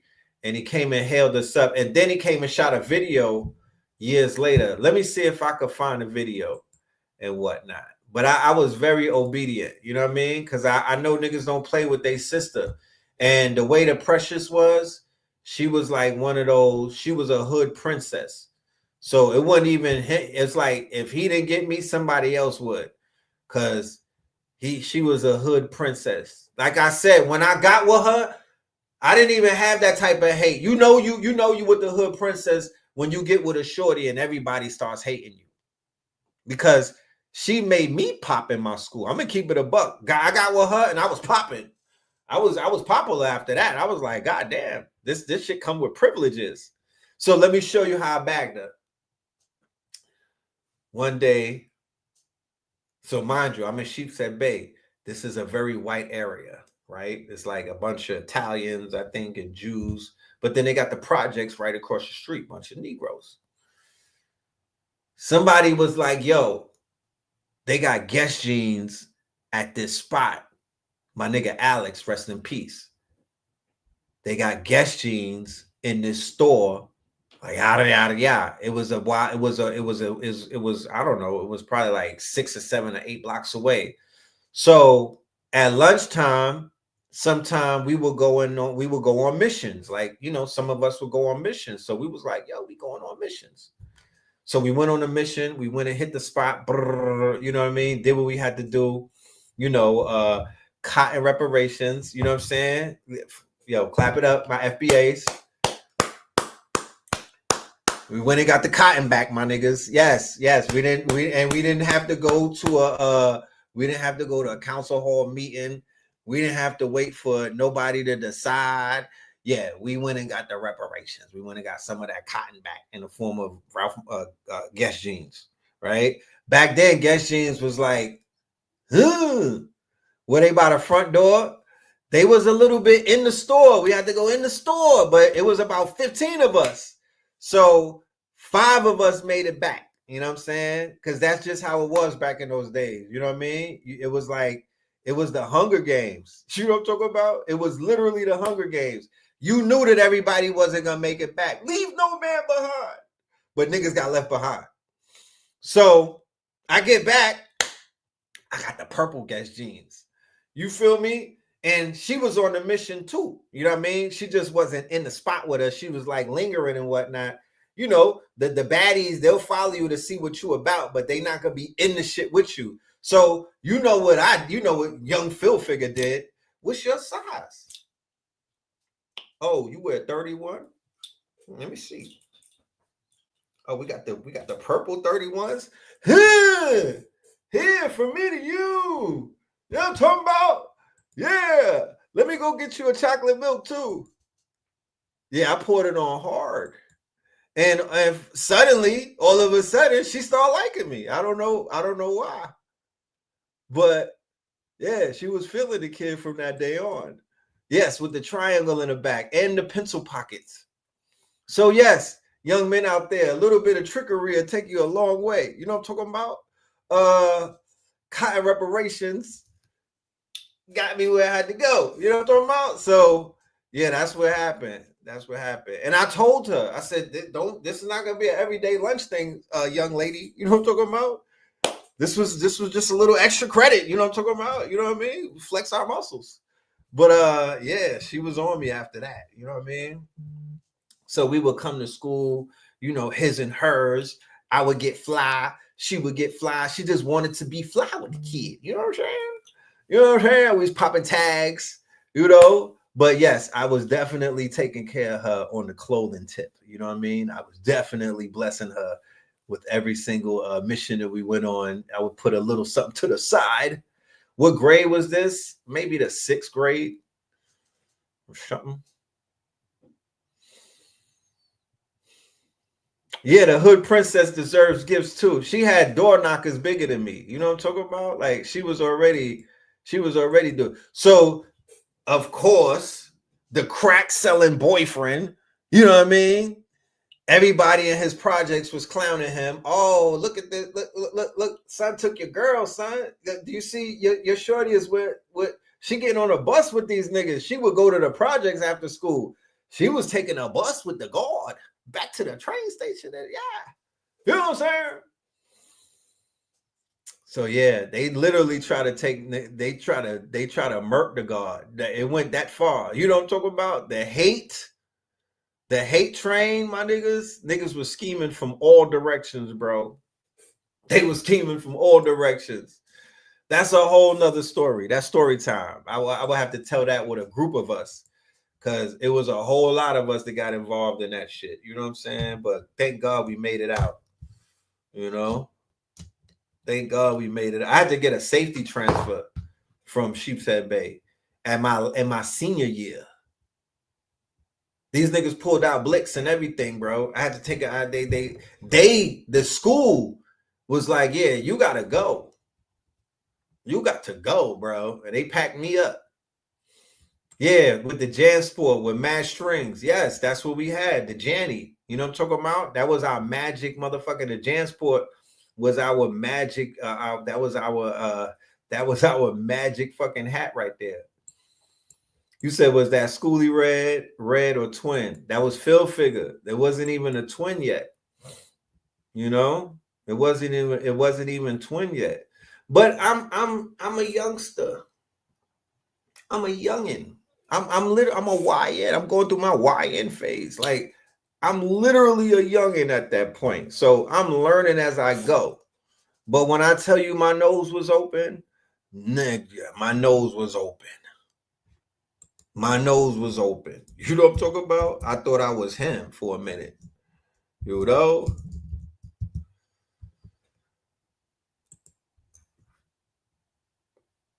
Then there was a story about me and my brother with the same girl. That's a whole nother story. Man, she played us. She played us. She got one on us. You know what I'm talking about? She got one on us. I give it to her. She was a slick one. You know? She had it all figured out. But yeah, that's some of my stories in the hood. You know what I'm saying? That's some of the stories. Yeah, the same one. You know when they be like, yo, did y'all ever trick a girl? Nigga, the girl tricked us. What you mean? The girl tricked us. The fuck? You know? No, listen. This was the era where after school, it would be tinted out Maximas, Acura Legends, Sidekick Suzukis with a bunch of drug dealers picking up these little girls. That's the era that we talking about. Like they was pulling up to them high schools, picking shorties up. And these, I mean, I'm not the police, but I think you got to be 16-year-olds to drive a car, right? To get a license. So these niggas was older. That was the move back then. All of the, you know, not the regular shorties, of course, the baddies, what they call the baddies today. Well, we had baddies back then, and they were called roundaway girls. You feel me? They were called roundaway girls, and they was rocking with dudes that had cars, beepers, jewelry, bread. You feel me? That was the move. You know?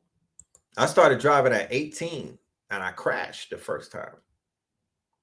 That shit went into I hit the corner doing like 60. That shit turned into a hovercraft. It's turned into a hovercraft. You know?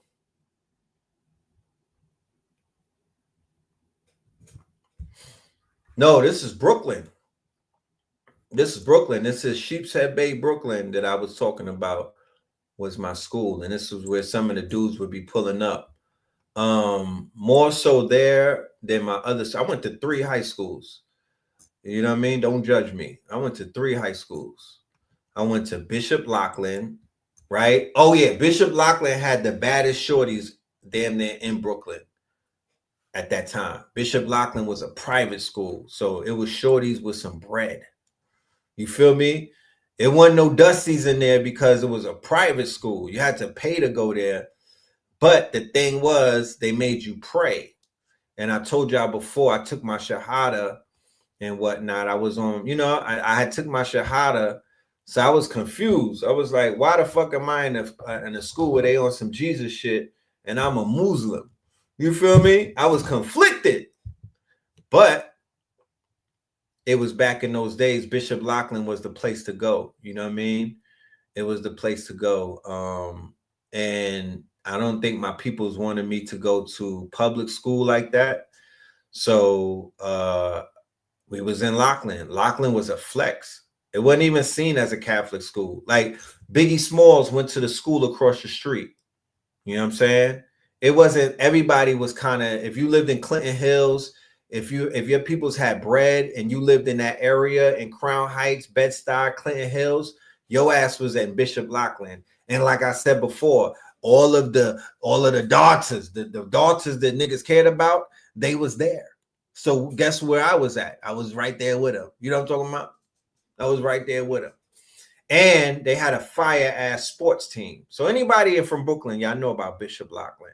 I only lasted 6 months though. They what was his name? The dean. I ran in with the dean. I had run-ins with the dean a few times, and he packed me up. He was like, "Yeah, it's time to go." You know what I'm talking about? You're not Bishop Loughlin material. But I was cool. I went to New Utrecht, which was in Bensonhurst, which is mostly Italian. And this was right around the time that they had killed Yusuf Hawkins. So there was riots damn near every day. We was fighting the Italians. These ain't regular Italians in Bensonhurst, mind you. These are not regular Italians. We was in school and the Italians had the last names of the mafia. These was real mafia children. Bensonhurst is where I think Sammy the Bull was from Bensonhurst. But Bensonhurst is all mafia. You know what I mean? Straight Guidos. You know? Straight Guidos. They not playing. And they will rat pack you in a minute. You know what I mean? So we was fighting them after school damn near every day for months. I was like, I didn't sign up for this. Then me and my brother, they sent us to Sheepshead. Yeah. They didn't want us in New Utrecht anymore either. And they packed us up and they sent us to Sheepshead. And we lasted all the way up until our senior year. You know? We lasted all the way up into our senior year. I almost made it out, but they stopped me right at the door. Right at the door. But yeah, it was interesting, man. Like I tell people, those were the crazy 90s. Those were the crazy 90s in Brooklyn. You know? The Chinese or the Asians, I wouldn't doubt it, you know. Brooklyn has all of the whole New York. There's places in Queens that are completely different than what I remember. There's places in Brooklyn that are completely different. They have a whole new ethnicity there, a whole new demographics.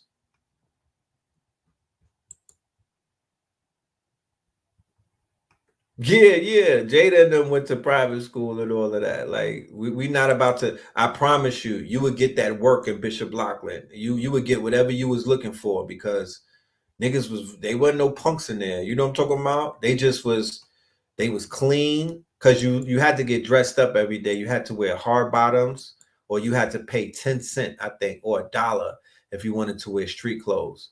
But you literally had to wear like corduroy slacks. You know what I mean? A shirt with a collar. They was teaching us how to be a little jiggy. You know, but I wanted to wear polo, stadiums. You know what I mean? Like I wanted to, it was dressed up polo shit I was going to school with. But then my brother was in public school and he was just wearing whatever the hell he wanted to wear. So I was like, yeah, I don't like this shit. I just didn't like the praying. You know what I mean? I didn't like the religion class. I didn't like the aspect of the praying every day. I just didn't like that part. You know what I mean? It just did not work for me. Yeah. You have the perfect venue for the Cincinnati tour. Okay, they make you pay $1 for dress down day. They still doing that, I guess. Okay. That was their way of getting a little bit of lunch money on the side. I know they were stacking that bread up. 1990s hip hop versus 2000s hip hop. Who wins? Definitely the 90s. I mean, there's some fire coming out in the 2000s, but there's a reason why they call it the golden era 90s, the mixtape era. Definitely the 90s. Like people are gonna say Lil Wayne and what about Nelly and what about mixtape Jeezy and yeah, all of that is cool. All of that is cool, but nah. 90s, get the 90s, take that. Like that, the 90s get that easily. You feel me? The 90s takes that easily. You know? We talking about Raekwon, Purple Tape. We talking Wu-Tang. We talking Illmatic. We talking Ready to Die, Life After Death, Reasonable Doubt. We talking Bone Thugs and Harmony. We talking Chronic. Like, what the helly? Like, we talking all of the Latifah, motherfucking Rage, Lady of Rage. Like, what's going on here? We talking Pac.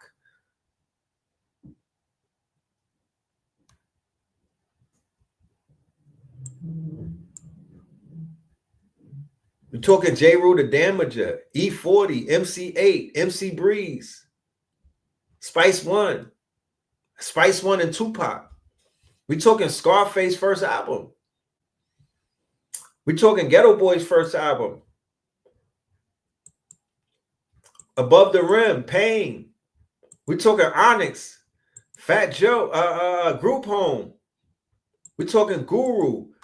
We talking the God Crack M.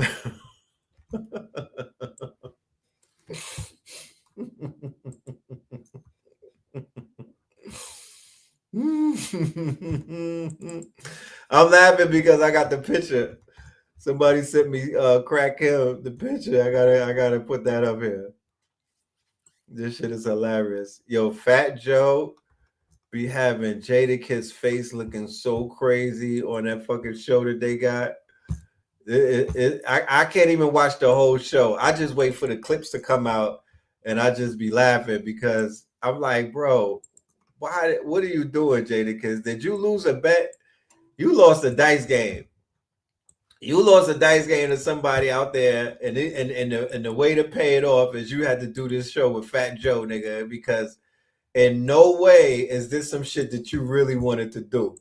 Like, this nigga said that he said Joey Crack said back in the days, the gods named him Crack Kim Allah.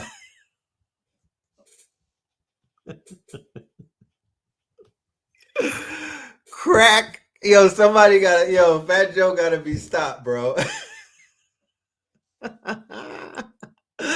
I thought I'd be having stories. Yo, Fat Joe has to be stopped, my nigga. I promise you. Pat Poops, we need you. Knock this nigga out. Knock this nigga out for real, bro. Put your man to sleep once and for all, bro. He's the source of all of your problems, Pat Poops. It was him. He told her to cheat on you. Knock his top off, man. I need to see the motherfucking showdown. You know what I'm talking about? Somebody got to stop this man.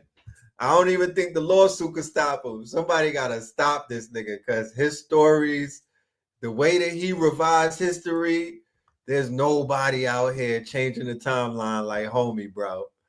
His timeline remixing is diabolical. He do it with a straight face too.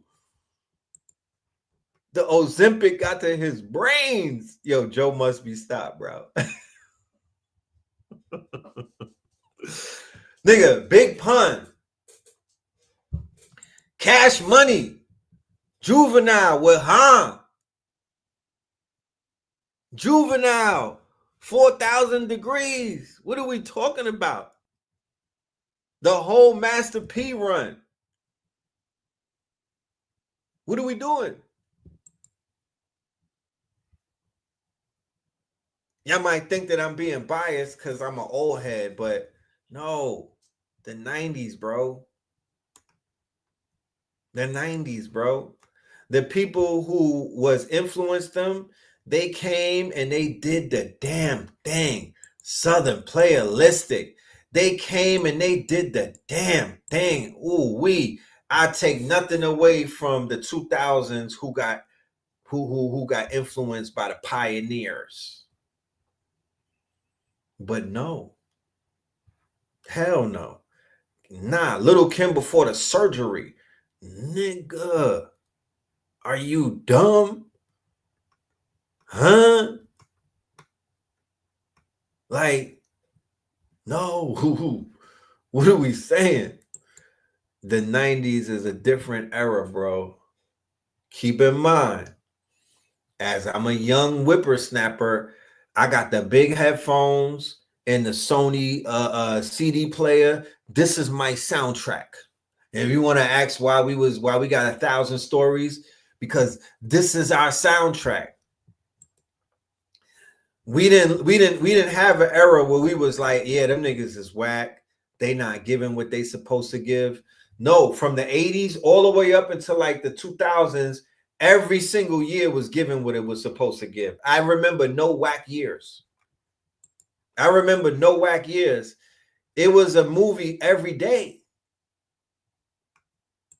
There was no slowing down, bro. I didn't have no, yeah, I'm gonna just relax today and there's really nothing to do. I don't recall it being like that. Like the shit was up from Video Music Box all the way up into, I don't even remember, all the way up into shit. The shit was up until they started, until they raided fucking DJ Drama's operations. It was up until then. You know what I'm talking about? Then it started getting crazy with Napster. But bro, the 80s was a problem. The Bad Boy Death Row era was most certainly litty. 50 Cent, he makes his name in like 99. He disappears. He's the face of the 2000s, if you ask me. He's the premier 2000 artist. He comes out in 2003 with the album Ready to Die, but he's buzzing from 2022, around like late 21, 22, because I remember that I moved in 2001 from Flatbush to Bergen Avenue, And outside, we was on the first floor, and they would play this nigga's mixtape every day. They was on the block selling drugs, and they would be playing that shit, his mixtapes every day. So I got a motherfucking firsthand. I was in a club, nigga, and they was just playing 50 Cent mixtapes nonstop. So he was popping all the way back then, leading up into when his album dropped. So he's kind of the face of that 2000 run, right? Because he shuts down Ja Rule and them. He shuts down all of that Murder Inc. shit. He kind of obliterates that whole fucking sound. And then he jumps on the sing-songy melody thing. So he comes with the melody flow, with the melodic hooks, right? The melodic hooks, the melody flow, the sing-songy shit with the great formula. He got Homie with the heart. He got Lloyd Banks with the bars, Tony Yayo with the energy, and then he's playing in the middle. He's not a great lyricist, but he's a hell of a songwriter. You feel me? He's a hell of a songwriter. He found out the form. Whoever taught him the formula, Grandma, what's my dude that got killed? Yeah, was it Grandmaster Jay? The G Unit sneaker was invincible. Facts. I had the Sean Carter's too, the S dots. Did I go to Freaknik? I went to Greek Fest. Which was its own Freaknik. Greek Fest was in Philly. Greek Fest was in Virginia. Greek Fest was in Long Island, I think, Jones Beach. I went to those. If anybody know about the Greek Fest, that was a baby Freaknik. Yeah, Jam Master Jay taught him how to write. You know, Jam Master Jay taught him formulas on how to basically put together, you know, the song structure. Yes, he had a southern twang in his flow. So 50 was smart. He was able to reach out to the South. He was able to get the ear of the people in the South and whatnot, because he was able to infuse it with that flow. You know what I mean? He had the southern swing, the little southern drawl and whatnot. Keep in mind, when I come to Atlanta in 97, Outkast, Goody Mob, and a few other people are heavily influencing. By the time I leave in 2000, Ludacris and T.I., they have their rise and whatnot. Jeezy doesn't come yet. Jeezy is nowhere in the picture. It's Ludacris and it's the T.I. sound. T.I. is giving them trap music, right? So T.I. is kind of reshaping the whole thing, because of course you had and Nelly was Drake back in the days. Yes, Nelly was Drake back in the days. Yes, he was. He was very big, right? But they were influenced. They were fucking with Cash Money. They were fucking with Master P until Homie came and shut that shit down. Pastor Troy shut all of that shit down.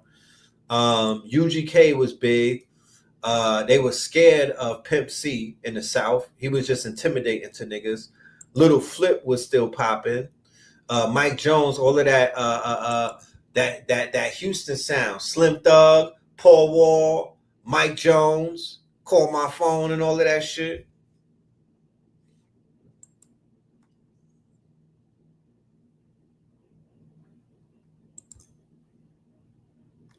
I'm from New York, Woody, but I know country grammar. T.I. was a bully back then. I don't think they don't give that name. They look at him like he a family man. T.I. was a bully back then because everybody believed that he was a tough guy. T.I. was a bully. It even got as far as to niggas was saying that T.I. was the Jay-Z of the South. A lot of people don't even remember that. T.I. was pressure. Niggas wasn't having tiny jokes back in those days the way that they got now. They didn't have tiny jokes, nigga. You was calling Mike Jones? I'm sure you was. All right. Then I go to Miami, right? Because I told you I get the phone call and they're like, yo, we want you to come to Miami and come and work with Pitbull. And I'm like, all right, cool. You know what I'm saying? I wasn't being biased. I just needed to get out of New York. You know what I mean? And now I'm going to Miami of all places. They got the apartment for me. I'm getting paid.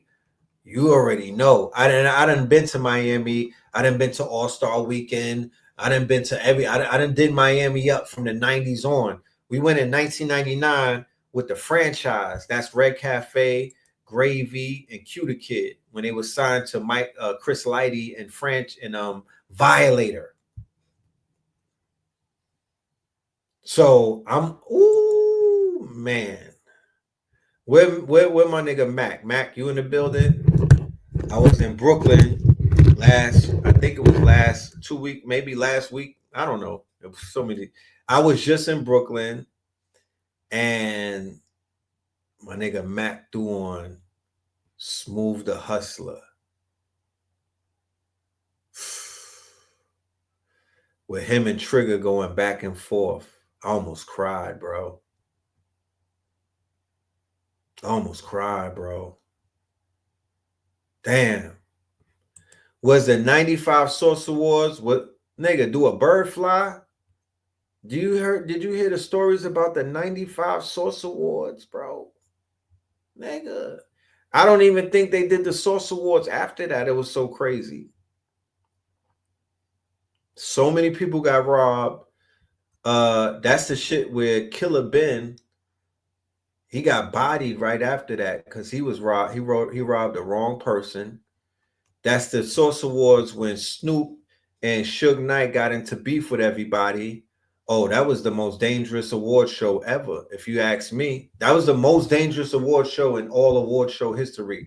From the Ozone Awards to the Source Awards to the Vibe Awards to the Grammys, you name it. The 95 Source Awards was the most craziest award show in award show history.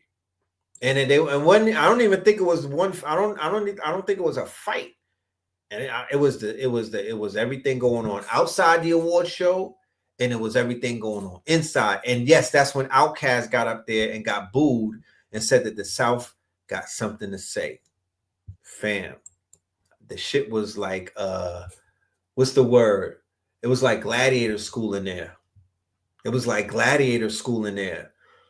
I mean, everybody was tough that night. Everybody was a gangster. You know? Everybody was a gangster. You said T.I. sprung on Floyd Mayweather. Did he pop off or was he beefing?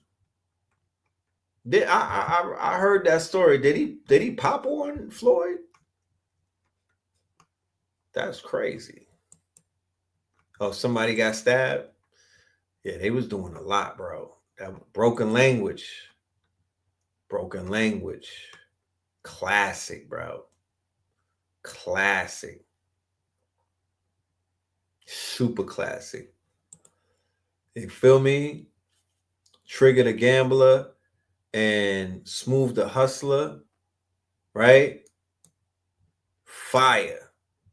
And I believed everything that they said too. I believed everything that they said. When you see the video, all of them bets, them Brownsville niggas, MOP, nobody went there. Like, I don't think you couldn't walk through Brownsville back then. You could not walk through East New York like that. You can, but you better be your hand. You better have a Mike Tyson hands, and you better have backup. You know what I'm talking about? Because them goons out there is different. Them niggas is taking everything, socks, sneakers. They might strip you butt ass naked out there, bro. They not playing. You feel me? So I remembered everything that they said. I believed it. I was yes. I believe everything. You know, take chains off. Yeah, yap that fool. You know what I'm talking about? Yeah, strip that fool. You know. Gucci Man said T.I. is crazy. You know who slowed T.I. ass down, though? You know who pumped his brakes? You feel me? You know who pumped his brakes and gave him some humble pie? You know? Yeah, Benzino was that guy for a minute. I ain't gonna hold you. I met Benzino in Miami many. I would be lame to say that the Benzino wasn't him when he was. You feel me? I don't know what he did to his aura, but he had you know, he was moving. Yeah, Shorty Low slowed T.I. down. You know? Shorty Low slowed his ass down. For real. No, the feds came afterwards. All them guns in T.I.'s house that they found, do you know what that was for? They don't get into that. He just ain't had them guns just to have them, my nigga. All them guns that he had in his safe, that was for Shorty Low and them niggas from Bowen Homes. He said it must be two sides. He from Bankhead. It must be two sides. Yeah, Shorty Low was a pressure cooker. You know, rest in peace to him. He was a pressure cooker. Them guns was that was for protection. You know, that was for protection. That nigga was he was armed to the teeth because them goons was coming.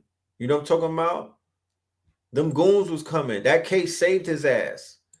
You feel me? Low key, that case brought a lot of attention on him, and low key, it kind of saved them because, you know, Shorty Low and them, they was in the trenches for real. Let's get it. You know what I mean? And he kind of shattered that T.I. facade that T.I. was untouchable, and you know, because a lot of niggas was really they was scared of T.I. They bought into the T.I. thing. Remember, we talking no social media. You didn't have no social media. You just had the DVDs. That's like the smack era. And you had word of mouth in the barbershop. And them niggas was talking in the barbershops. Yeah, the reality show saved him and painted him in a different light. You feel me? He's smart to do that too. He needed to pivot out of that role because that tough guy shit wasn't really he's too intellectual for that. He's too intellectual for that. Like when you see T.I. On the TV, I'm like, yo, fam is an intellect, like expeditiously. He's too intellectual to be playing tough. You know what I mean? I get it. Yeah, then they killed his tour manager who had the name Phil. You know what I mean? And that slowed him down a little bit too. But his manager, I believe, got killed during the beef, during that whole Shorty Low shit. You know, if my memory serves me correct. Yeah, shout out to Devin the Dude. I spoke to Devin the Dude on the phone before. Cool dude. You know? Oh, yeah, that was in a Natty. That was in a Natty, right? That's when it happened in Cincinnati. Yeah. Crazy, bro. Shaq Diesel, you can't stop the rain. When is Shaq the best NBA rapper? Is Shaq the best NBA rapper, y'all? You know? Shaq was holding it down with Big.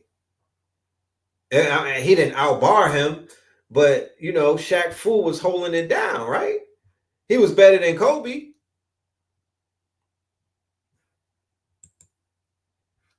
They say Dame Dollars. Yeah, you're gonna throw Dame Dollars in there. Dame got bars.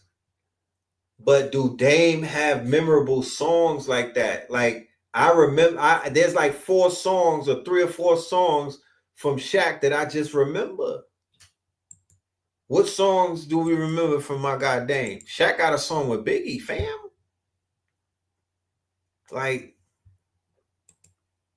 no disrespect to Dame Dollars, but my nigga, Shaq got Shaq got he got big tunes. He you could spin Shaq at a function, you know, and people will remember the songs.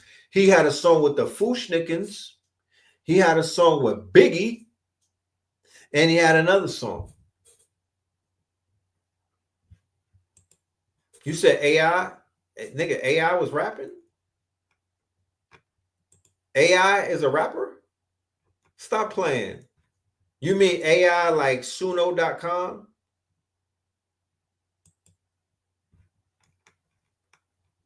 You mean AI like artificial intelligence? AI with the sneakers?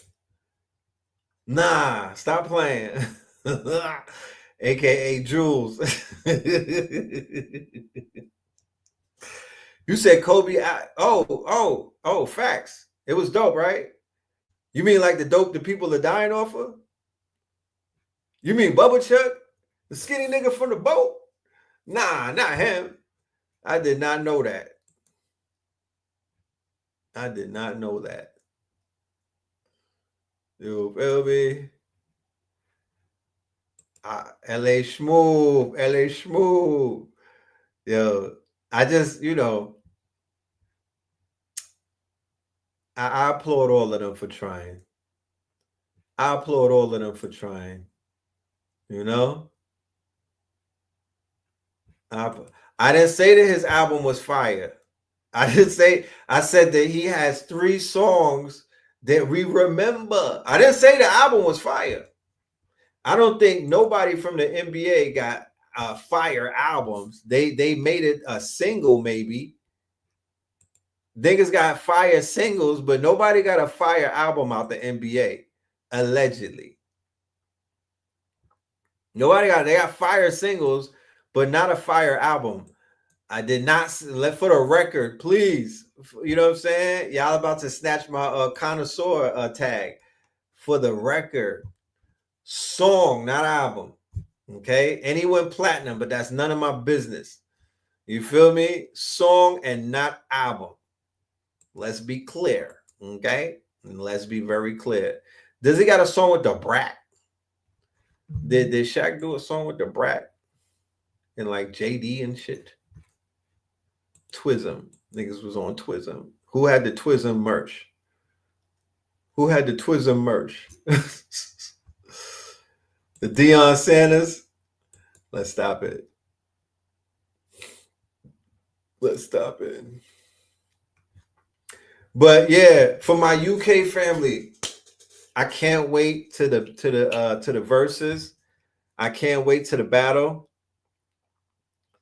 This is going to be very interesting. You know, this is going to be very interesting. I will not count y'all out. I will not count y'all out. I will give y'all all of the credit in the world that y'all might be able to pull one off. I'm not going to count y'all out. Y'all might have one in the bag. You know what I'm talking about? Y'all got to bring it though, bro. Y'all got to bring it. I need metaphors. I need punches. I need double entendres, word flips, all of that shit Mickey Faxon and be teaching. I need to hear all of that. Okay? And this is my thing, and it's no disrespect to the UK massive. America rappers, they go to the UK a lot. And then they come out with albums. You feel me? And they don't have a lot of UK artists on their albums to like give them that fire hook or that timeless verse. And my question is it the USA rappers overlooking the talent out there? Are they being what's the word? Are they being biased? Are they overlooking you guys? Like, what is it? Why didn't that never happen? Why didn't that never happen? Okay, AI's rap name is Jules. I'm going to look that up. I'm going to check that out. Okay, I'm going to check that out. I'm going to give him the benefit of the doubt. Because Allen Iverson has a lot of swag. He's a swag god. So, you know what I mean? It might translate into rhymes. You never know. Everybody gets a shot. You know what I'm saying? Everybody gets a shot. I can't write anybody off. That would be egregious on my behalf. You feel me? Everybody gets a shot. That's the email right there. Somebody said we only respect Slick Rick.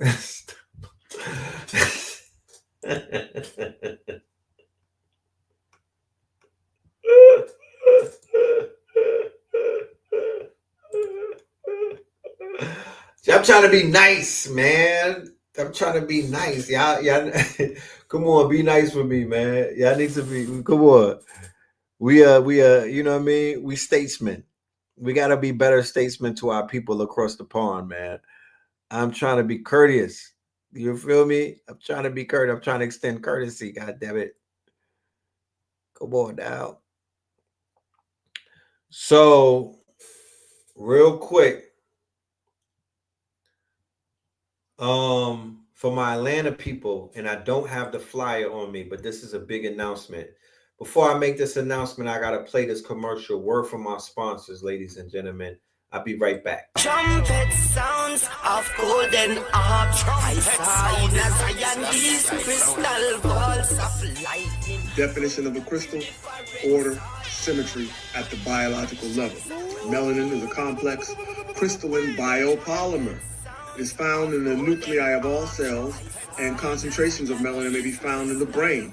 Melanin is that X factor that opens up those subtle realms and means of communication.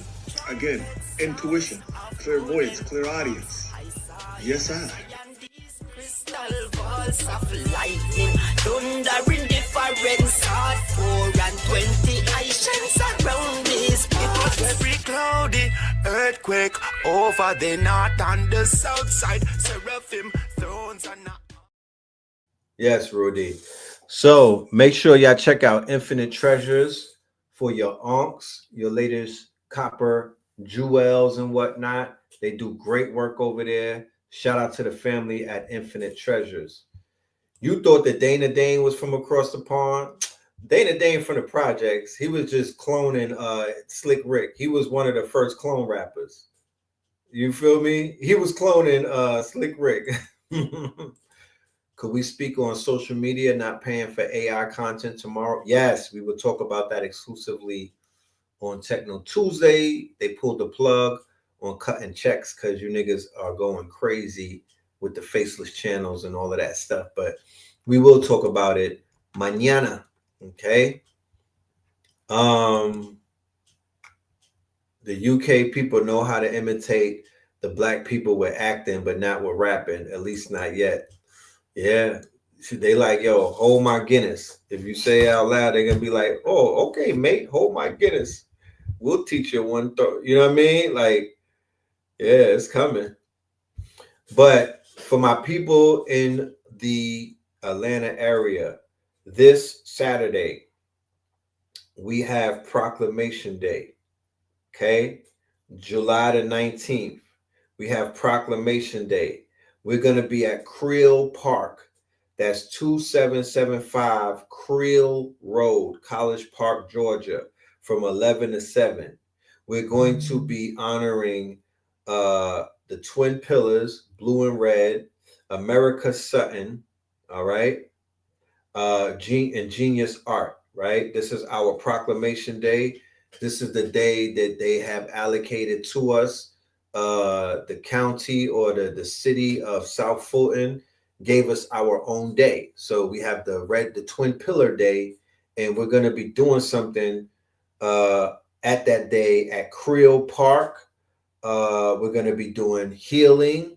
We're going to be doing live performances. It's going to be a free concert, food giveaway, prizes, face painting, bouncy houses, and more fun for the whole family. You feel me? It's gonna be a movie. All right.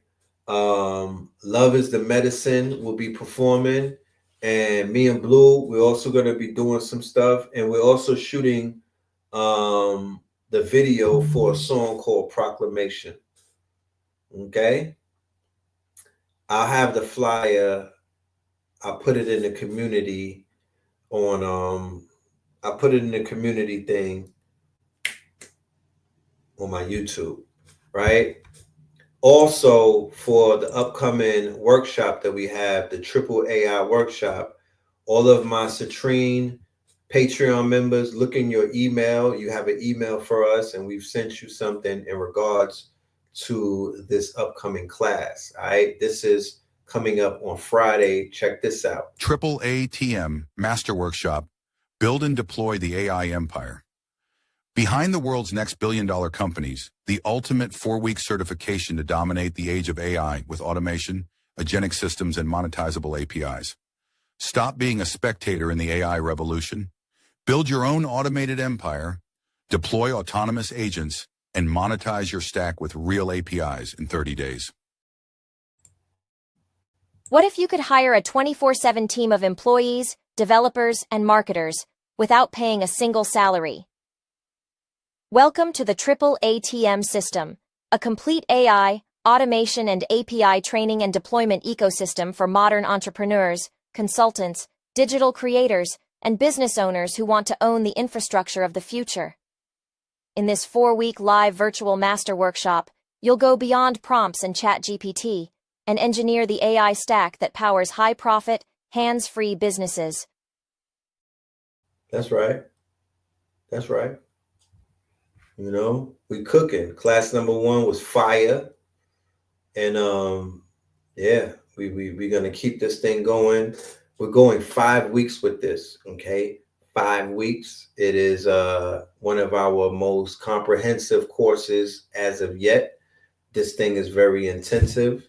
So everybody that wants to level up and really tap into this AI thing and get one up on the competition, then I need you in class, all right? The link is in the description, and you can find it on our themart125.com, and you could also find it on the Eventbrite as well. Let me put the page up. Boom, you can find it there. And we got payment plans for anybody that needs to do that. You know what I mean? I know how shit is these days. So we have the payments. You could do it in payments. So with that being said, ladies and gentlemen, I want to say thank you for your time. Thank you for your energy. Thank you for your attendance. Love and light to everybody. We will see you very soon. Techno Tuesdays is tomorrow. We will tap in.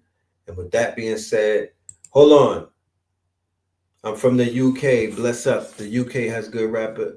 Yo, I heard about Getz. Thank you for mentioning him. He's another one. I literally got a list of names. I'm going to go down this rabbit hole and really give these people a good listen. I promise you. Shout out to all of my UK massive. When you listen to the show again, you know that I spoke up for y'all. You feel me? I didn't throw y'all under the bus. I didn't shit on y'all. You know what I mean? I just definitely was asking questions because this was a new one for me. You know what I mean? The Aubrey is, you know, either he's shining some light on some shit that we never knew of, but he's definitely getting your artists from the UK some spins because he's putting names out there that we never knew about. So that's a plus on his behalf, and we'll get back to you with the verdict. But you know, Joyner Lucas, he's coming after you, and we'll have a few people that we'll send over the pond, and y'all can send some shots over here too. Just keep it, you know what I mean? Keep the mandem, you know what I'm saying? Keep it cute. You know what I'm talking about? Keep it cute. So with that being said, peace, love, and light. All right. I will see you very soon. Red, blue, purple light, friends. Red, blue, purple light, friends. Facts. Red, blue, purple light, friends. Red and blue, purple light, friends.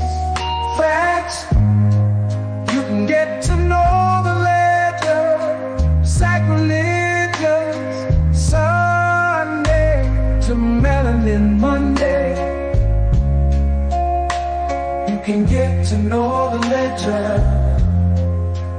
My love, just open your third on Thursday.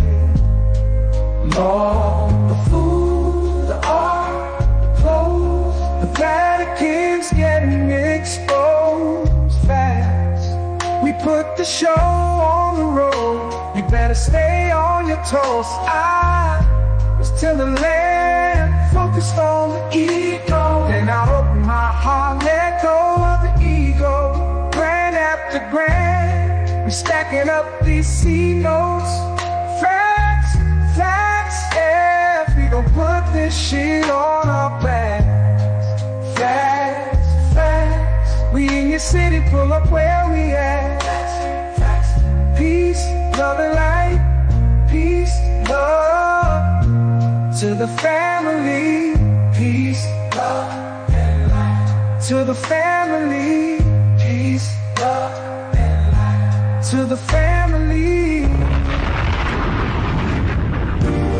These days and time, black man, is going to be the time that you have been waiting for. You came here for a reason. Whatever pressure, whatever adversity, whatever the fuck you feel, I don't know what you feel, but whatever you may be feeling is going to push you, and it's going to provoke you, and it's either going to make you or break you, similar to how pressure busts pipes or the shit makes diamonds.